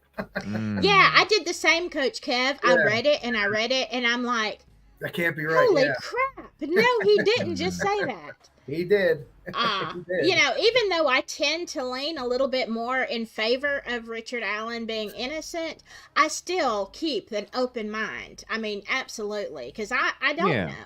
And Yeah. and so I'm expecting them to just refute all of that. But here's the thing. If you first of all, y'all know jailhouse confessions aren't worth crap. They're just not. Because of so many reasons. Historically, Right. jailhouse confession is not worth anything. But even if you were going to take it, well, he confessed 5 times. Well, how many times a day did the guards go in there with their odinous patches? Because as a juror, I'm going to say, okay, well, he confessed on one hand, guilty. On the other hand, you have these guys admittedly wearing this stuff, and you already know that a lot of them are, very violent. Maybe not these guys. Maybe, we don't know. Anything goes at this point. And I'm like, you know what? These cancel out each other. So in my mind as a juror, I'm taking that out. I'm completely taking it. Okay, the confession, it's been refuted. So let's, as a juror, I'm going to take, okay, the defense said this. The prosecution said this. What can be discounted in this trial? Like, absolutely.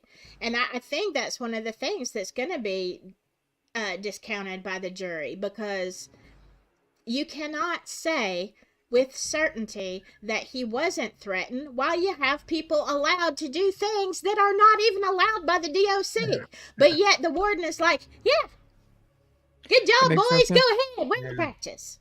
Yeah, what It the makes no damn sense. Yeah. It makes no damn sense. None. No damn sense.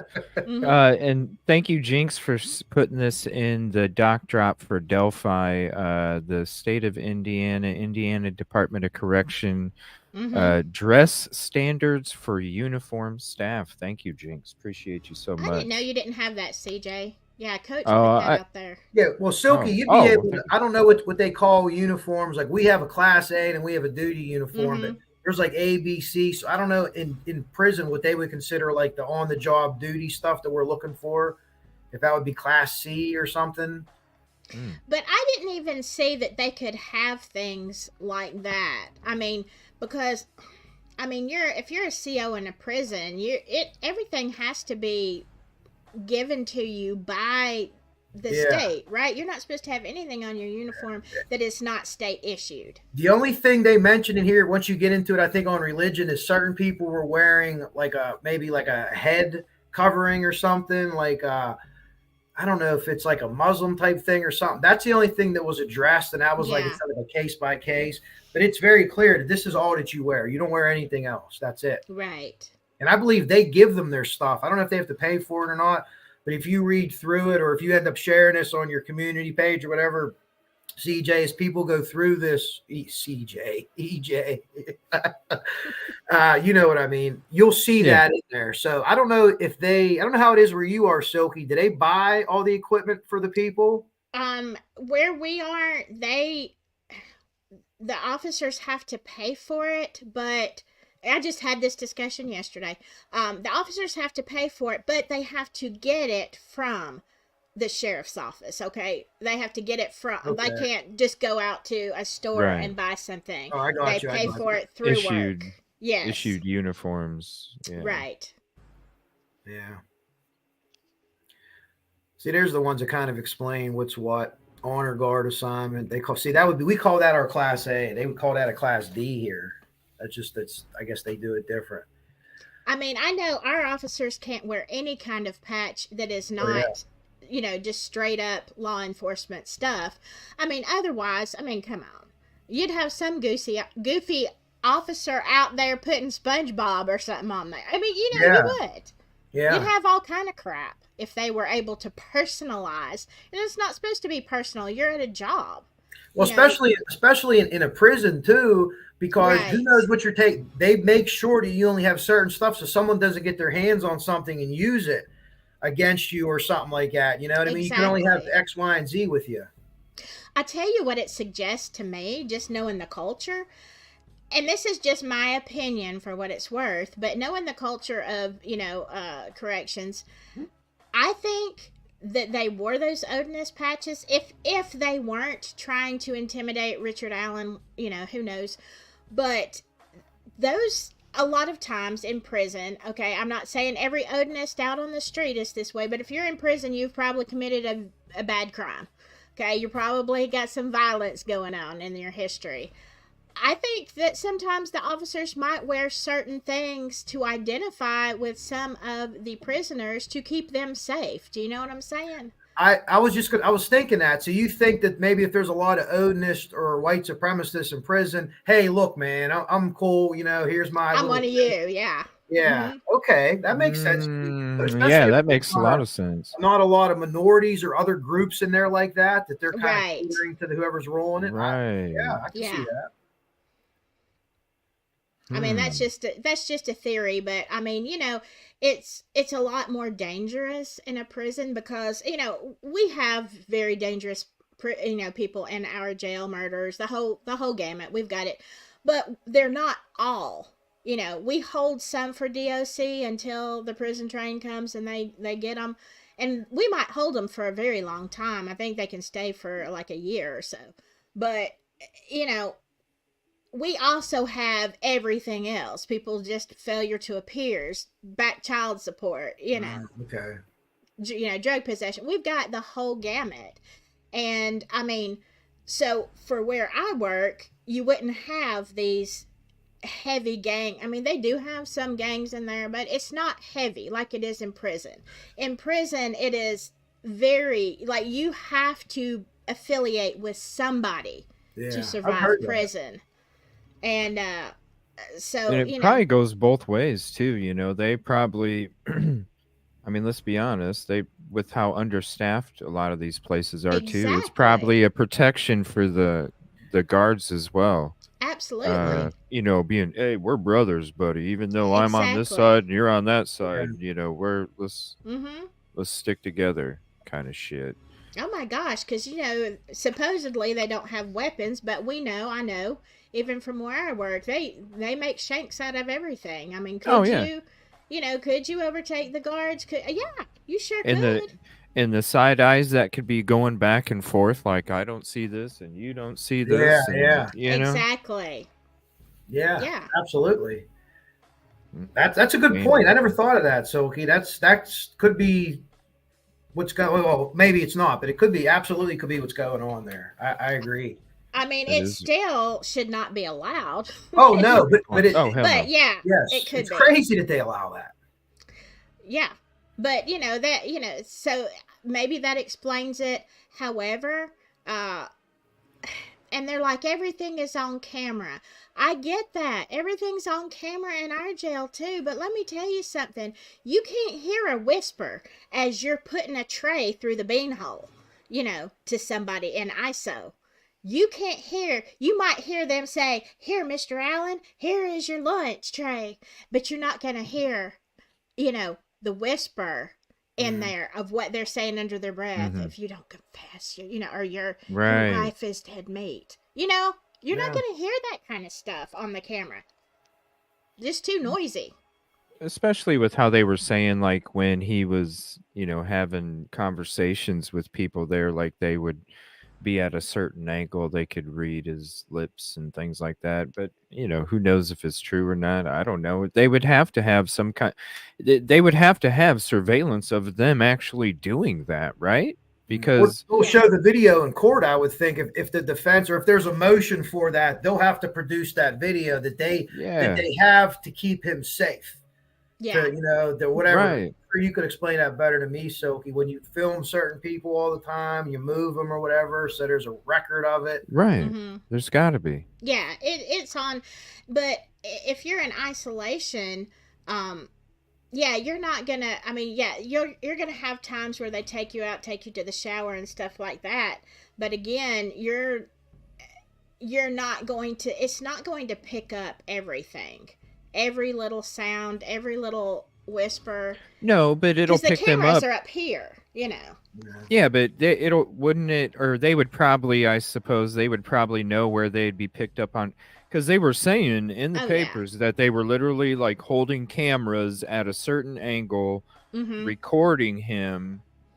With his attorneys. Yeah, right. Attorneys. Yeah. Yeah, and so I would imagine that would have to be on camera, but maybe they stood under the camera and did it.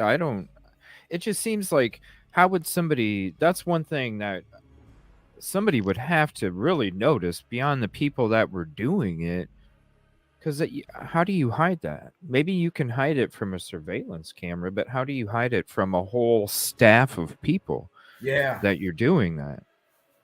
So I don't know. That makes me wonder too. But the staff is not going to tell on each other, okay? It would have to be so bad, and I think You don't think there'd be one person that would be like... Only if they're going to quit their job, because, I mean, you're talking about officers. Officers have to have each other's backs. If there's a fight that breaks out or something, and they're calling a 1048, all available people have to go. Oh, guess what? Guess who ain't going to go to your rescue? If you have, look, it happens. It's a very close, and I'm peer pressure kind of thing. Well, yeah, and even where I work, it's like we all have each other's backs, unless somebody does something really, out of the lines. Okay, like contraband, stuff like that. Really, and we all always suspect somebody before they're ever caught. Where you just get that feeling, I don't know about this officer. I'm getting like some weird vibes. And we kind of watch.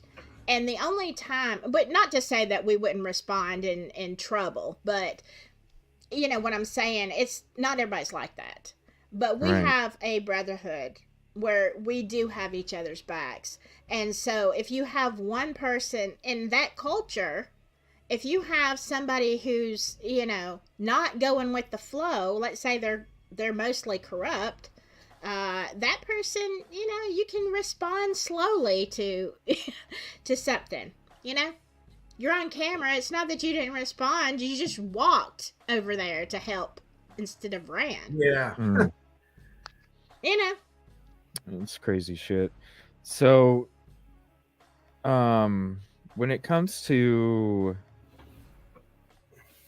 I'm just really, if he is involved, and which I do think there's more than one person that committed the crime, but if RA is involved, I just don't see how he hasn't said anything yet about maybe, some kind of deal. I'll take a lesser sentence for these other people to get implicated. I mean, you don't have to be the bank robber. You could be the getaway driver and still get, the longer sentence. I don't know. Something just doesn't wash right. Like, if you look at him the way that he is, if he's being tortured that bad, and if he was part of the crime and there was other people involved, then why hasn't he spilled his guts? Well, that right there, CJ, is what makes me wonder if what they're saying about him being threatened is true. Because, if they're telling him, and the defense is saying that he asked them all the time, is my wife safe? Is she okay? Is my mom? Is my daughter? That makes me think that maybe that is true, because yeah, you would roll on somebody, you'd just implicate everybody, unless you're terrified for your family, because you can't protect them. Yeah, that's one of the things that troubles me with him, evidentiary and theory wise. Again, I think he's one of the guys, but the not rolling and the past, the not knowing a past of violence against women that we don't know about. Maybe it could have happened, but I think we should have known that. That should have come out, but it hasn't. So those two things bother me from like the behavioral mind panel, like the criminal mind thing. Those two things don't line up. Dr. Bricado and Dr. Ann Burgess both were on a live, and they both brought that up. And they're like, too. Dr. Burgess is the lady that was on Mindhunter. That was they did the female. Yeah, that name sounds familiar. Yeah. Dr. Ann Burgess. Anyone gets a chance to see Dr. Ann Burgess, she's still working her butt off. She's like in her 70s, and she will kick your butt still to this day. And they both said the same thing. And it was kind of like a eureka moment for me. I'm like, wow, how could I never put that together? Because everything that I study and know, not at age 50 are they going to start doing this, or age 45, whatever. It doesn't happen. They start this. They show signs at a young age. Things happen. Unless you have a psychotic break. But a psychotic break leaves you running down the street naked with a murder weapon. Those people get caught because they're just nuts. So I don't know. But both of those things trouble me. Both of those points I don't have an answer to right now. Well, I tell you what happened to me, Coach. I never meant to do what I'm doing now. I didn't start my channel that way. And I did one video on Richard Allen when the news broke. I kind of felt sorry for his family. Everybody's like crucifying them. And I'm like, hey, y'all, it was just a video saying, hey, let's find out, if they were involved before, we go with our pitchforks and fire.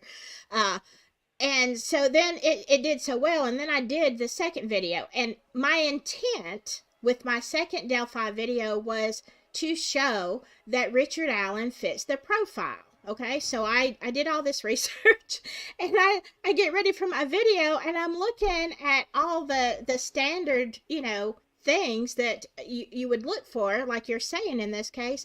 And I end up doing my video saying, does he fit the profile? And at the end of it, I'm like, he really doesn't. He doesn't. He really doesn't. So there you go. I'm as surprised as you are. But that's perfect. That's the way you investigate. If you watch your John Kellys and guys like that, they always tell you to have your POI and try to prove them wrong. So you did exactly what these investigators do. And you're like, wait a minute, he doesn't fit. So that is bothersome, worrisome to me. One of the ways around that, and we know that organized killers, stage crimes, it's less than 1% of the time. If you had a man commit the crime and you had people after dress up the scene, that can throw the profile off. So that's my working theory right now. That's me with studying this stuff for 3 years, incredibly amateur at it, incredibly amateur. Let me stress that. But that could help explain that. But Silky, I'm glad you said that way, because he doesn't fit the profile. Which we don't know what they said, but just the general profile. Other than age, that's it. Yeah. Yep. Right. Yeah. The only outliers to me, on top of what you said, Coach Kev, is that we don't know that much about it seems like he was a very private person. He didn't have a big social media profile like Brad Holder and some of the other ones. I mean, his wife did, but he didn't. So he was, to me, a private person. Was he secretive? Did he have, there are people that we find out they've done something. It shocks everybody. But with all this scrutiny over the past year, you definitely would think that if he had been inappropriate with some woman or made them feel weird or had actually done something, they would be shouting it from the rooftops, Sure. Yeah. Right. And all they came up with was scaring people at Walmart.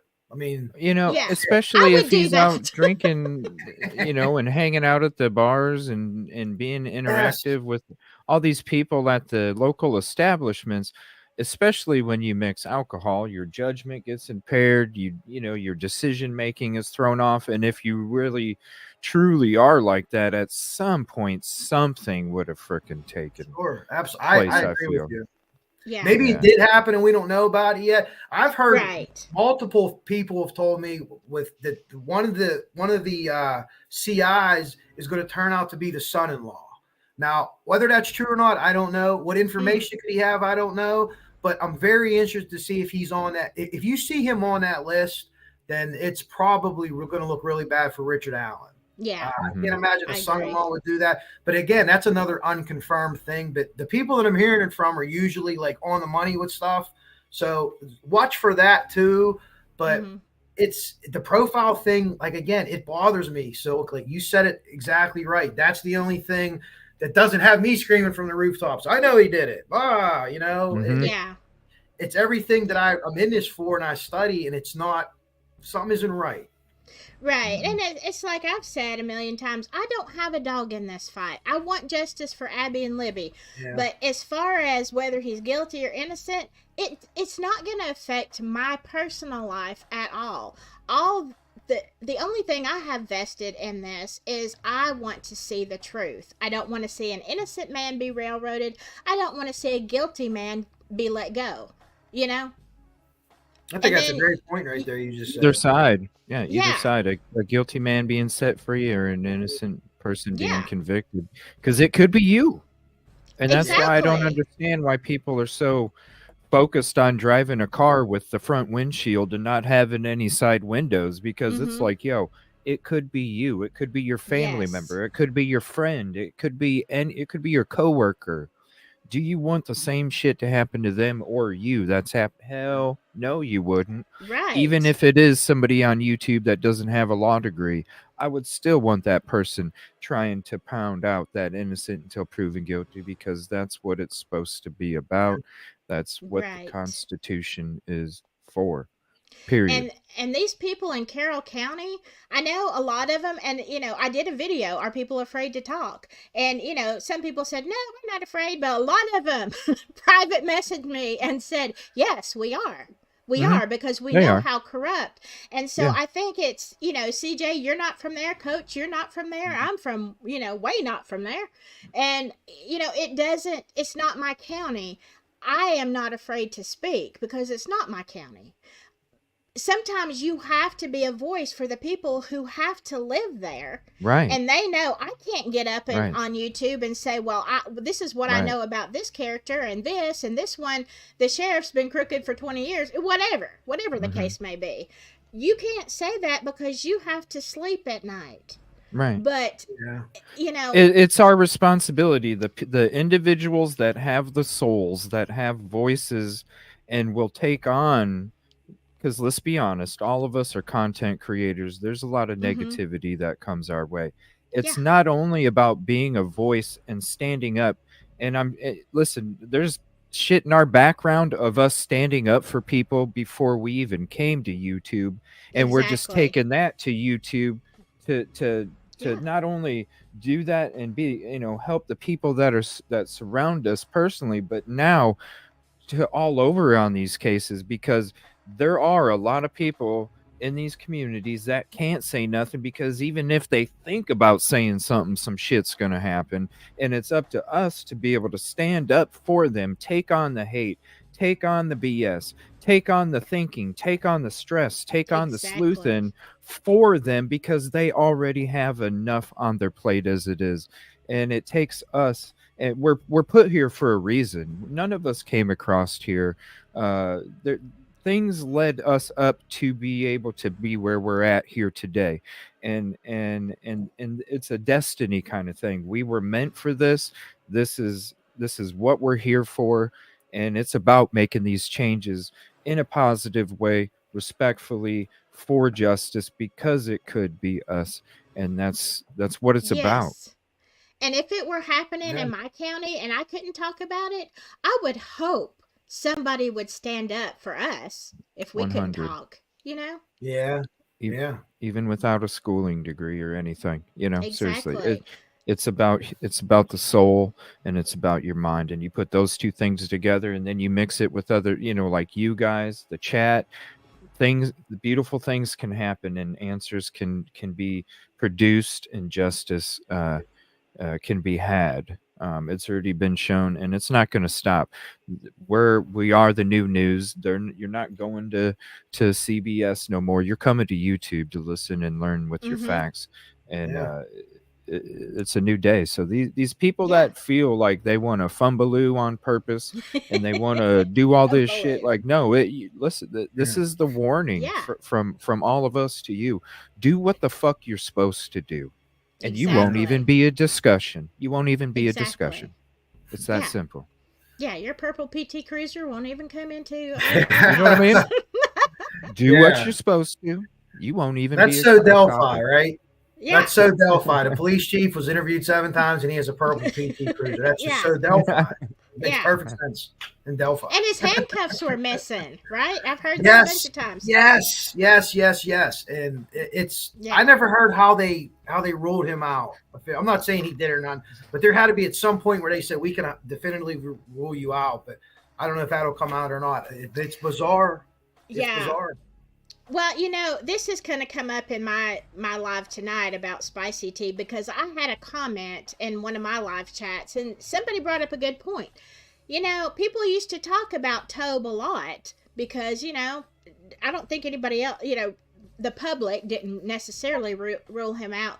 But it just seems that since Tony Liggett has become the sheriff, nobody's talking about Tobe anymore.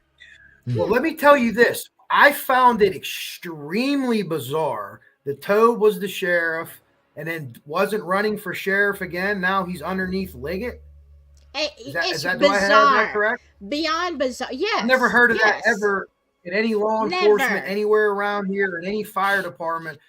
It's almost like he got in trouble and it was like, you can't run again or something like that. And you need to do this. So I always thought that was super strange. I've never heard of that before. They got to have another sheriff in place for when Tobe goes to jail.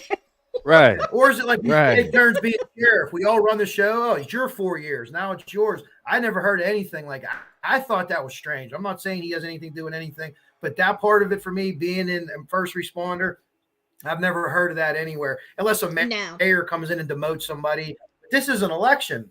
I'm not going to run, buddy. It's your turn to run. Okay, you'll be my first mate, and we'll switch back. And like, that's odd. Does that happen out there? Is that what goes on? It never happens in my county because the new sheriff brings in his own trusted people. You know what I'm saying? Mm-hmm. You don't. Yeah.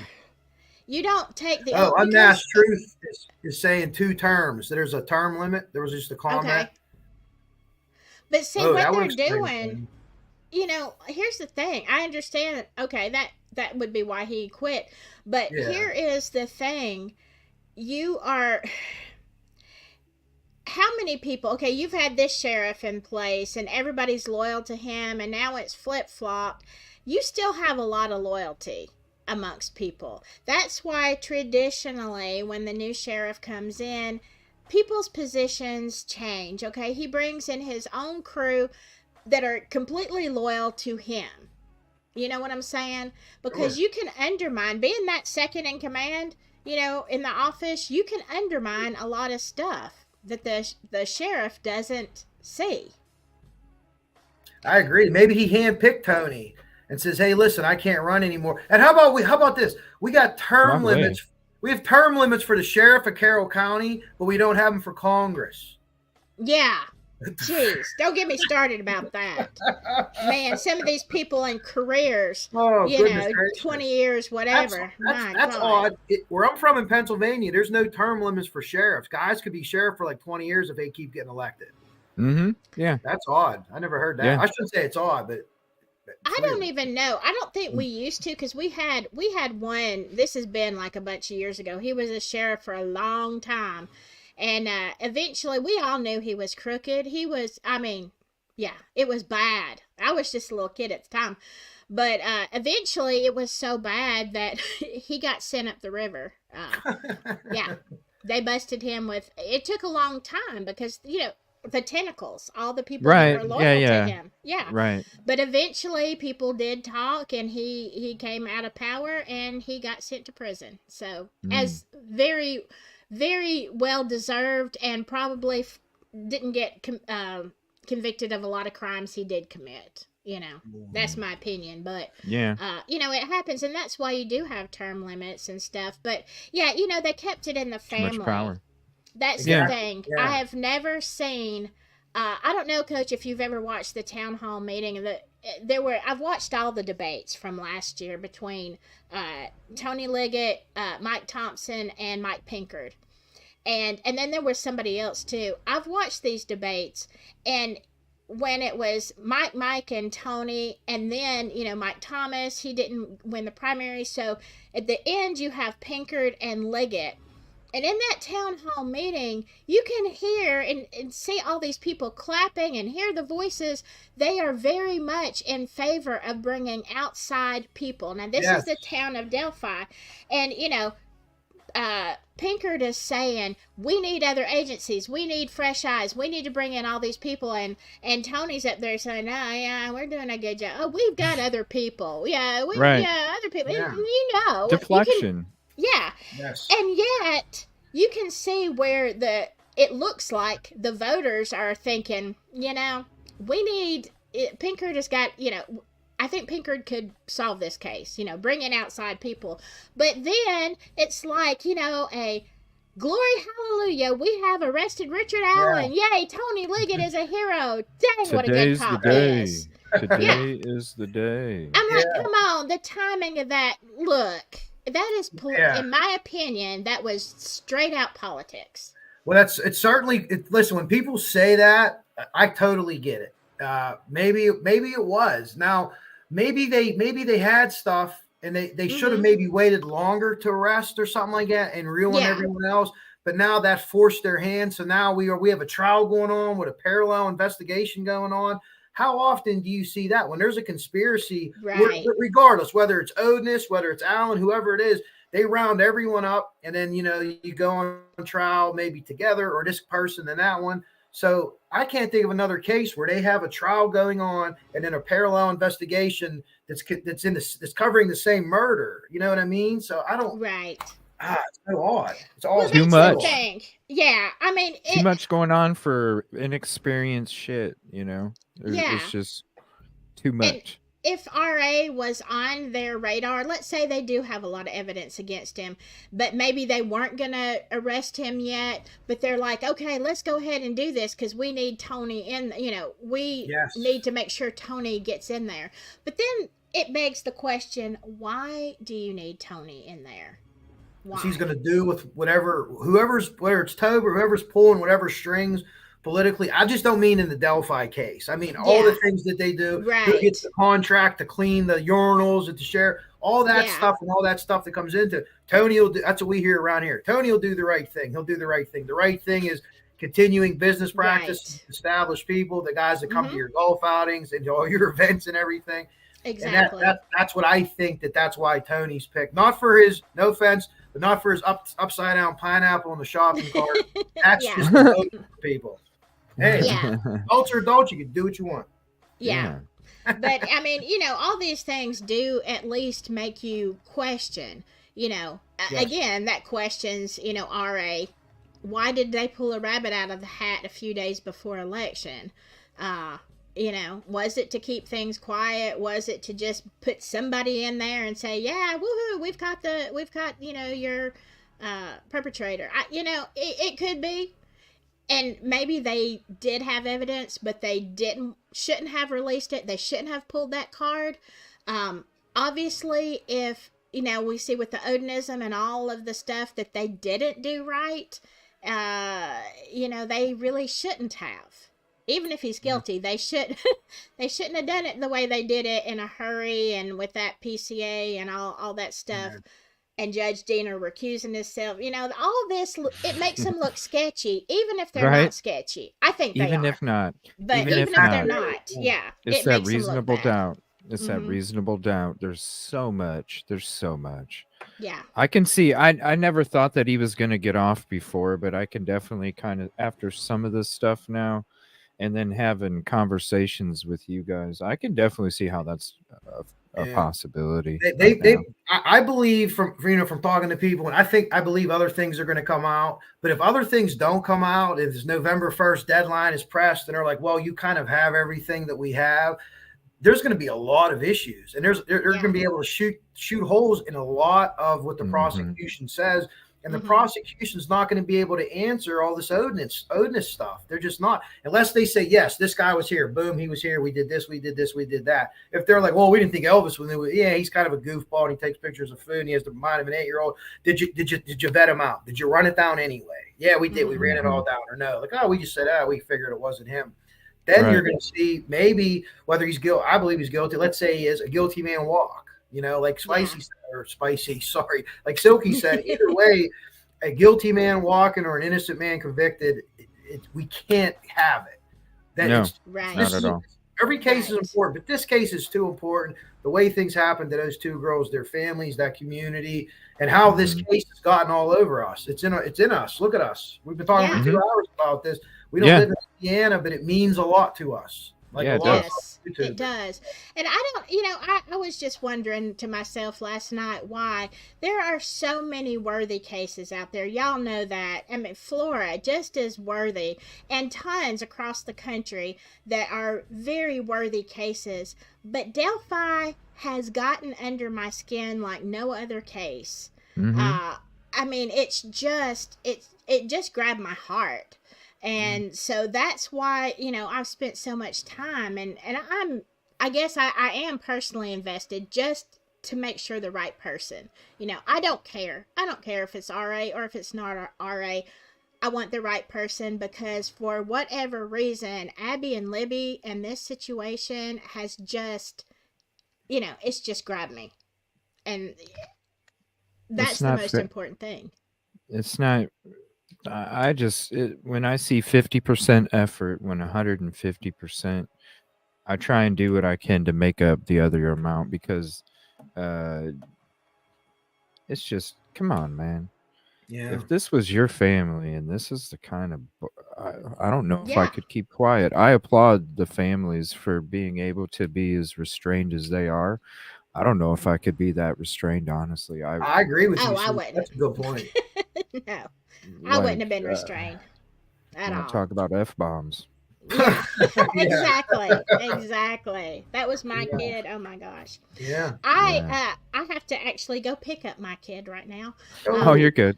Yeah. So I just want to say before I leave, I have enjoyed this so much. I love talking to y'all. Coach Kev, he's so good. Brings so much good common sense. My goodness, and research. And CJ, I think you're awesome all the time.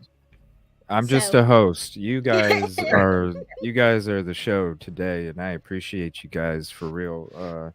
I love having you guys on. I knew it would be a really great conversation, even if we do, think differently about some things. Oh, yeah. Sure. And it's always a great time. So, I love having you guys on. I would love to have you guys on again, talking some more about this whenever, was it November 1st? Something's getting dropped. There's a hearing the 19th. And if I could say this, you put this up there before, but Frank Meister has confirmed that they're going to have cameras in the courtroom on the October 19th status hearing, I think it is.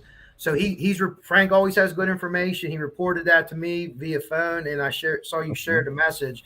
So supposedly October 19th, there's going to be cameras at the status hearing, and I don't know what that means.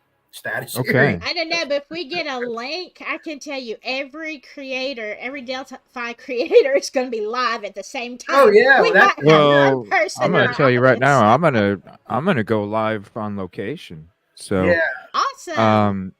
If you guys are more than welcome to stream my shit if you guys want on your platforms or whatever. Oh, cool. Yeah, what day of the week is that? Coach Kev? I'm not sure. I think it's the 19th. If you look at the stuff that got released today, it's in the Discords and stuff. There was a couple, like the judge announced we're going to have this hearing on the 19th, and then we're going to have another hearing on Halloween, the 31st. Oh, no, that's the 19th of October? Yes. Oh, no, that's next Thursday. I'll be working. I'm pretty sure it's the 19th, but the dates are floating around out there on the things that were released today. But I always love talking to Silky. She brings, as an old coach, passion. I love passion. You can't teach passion. Yeah. You can't. I'd rather have a kid I got to pull back by the shirt and say, settle down, and someone I got to kick in the butt to motivate. Right. So right. Anytime I see people with passion like her, I'm automatically just attracted to them. Like, hey, let's talk about this. And Yeah. And CJ, you're awesome. You're I didn't get to read a lot of comments today because I was so busy yapping, but your Yeah. people are so great, and I always love to Yeah. have you on, and would love to come Thank you, back sir. on some other time with you. And Silky, you're live tonight too, right? Yes, we're spilling tea. Because I didn't finish, and then they had so many on my first episode. They had so many good comments, Yeah. things like Tobe and his, all that stuff that we talked about. And then I have seen some great comments in this one. CJ, y'all rock. Yeah, I'm you gonna do. go back and look at all of your comments over the last 2 hours because I know that'll probably be a part 3 just based on what I've seen in there. CJ, you have an awesome gallery of folks for sure. Yes, you Thank do. you. You They are. do. They're amazing. The mods, the community, no matter what, they're just always there. Always great thinkers. That's one of the things about the atmosphere is it's about being respectful and about having an open mind as well. So, Yes. thanks to them for kind of keeping that atmosphere going about what the show's about. So, thank you guys. I Yes. appreciate you so much.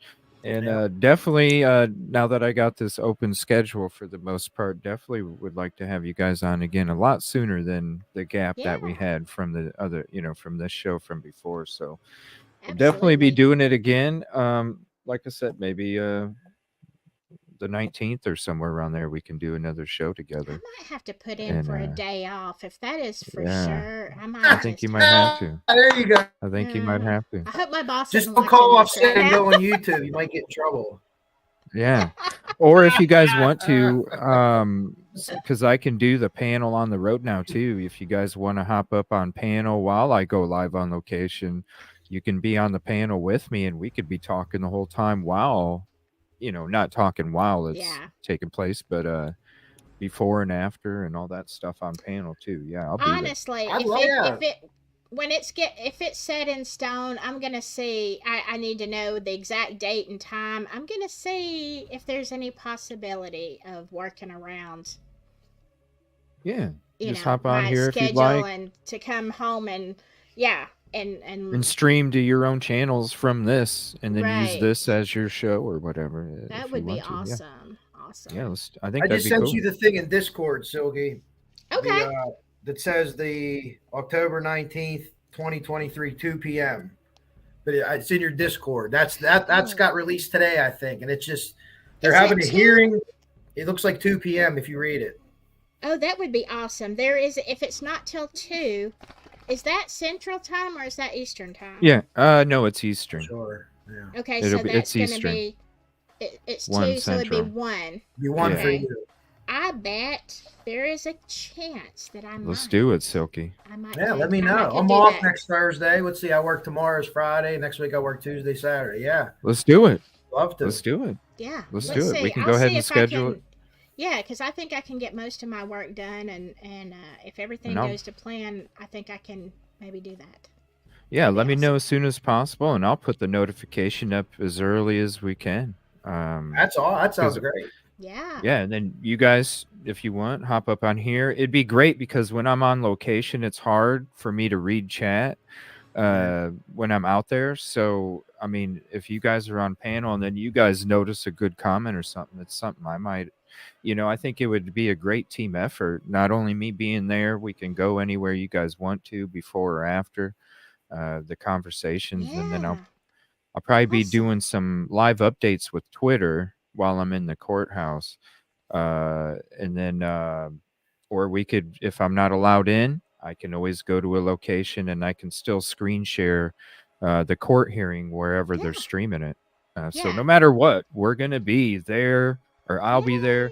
Yay. We'll be covering the hearing, whether it's live or streaming it, and we'll be on location. So I think it'll be a great show. For Yeah. real. That'd be awesome. Let's do it. That sounds cool. All right, I'm in. I've got to Sounds dip awesome. out. I have to. I appreciate y'all so much. I've got to dip right now. I'm gonna be late. She's No, gonna you're wonder good. where I I'm do at. too. All right, No, I you're will good. see y'all next week then. Thank you. Yeah, let's do All it. Silky, Bye bye. great talking to you. I'm going to take off too, Thank you my again, friend. And thank you so much for Appreciate having me. Your chat's awesome. Let me know what's up with the court thing. I'm all in. That sounds really cool because I can talk. It's already scheduled. It's already scheduled. So if you're ready, let's do it, man. I'm I'm ready in, there. brother.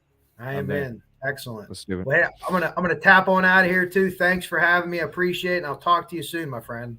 Thank you. Appreciate you, sir. And thank you again for your sacrifice for the communities. Appreciate that. It's a pleasure And for me to do it.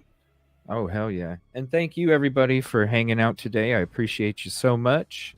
I'm going to be taking a little break. I might go live depending on this boy in the box stuff. I'm not sure yet. I'm going to take a look at what's going on in the background.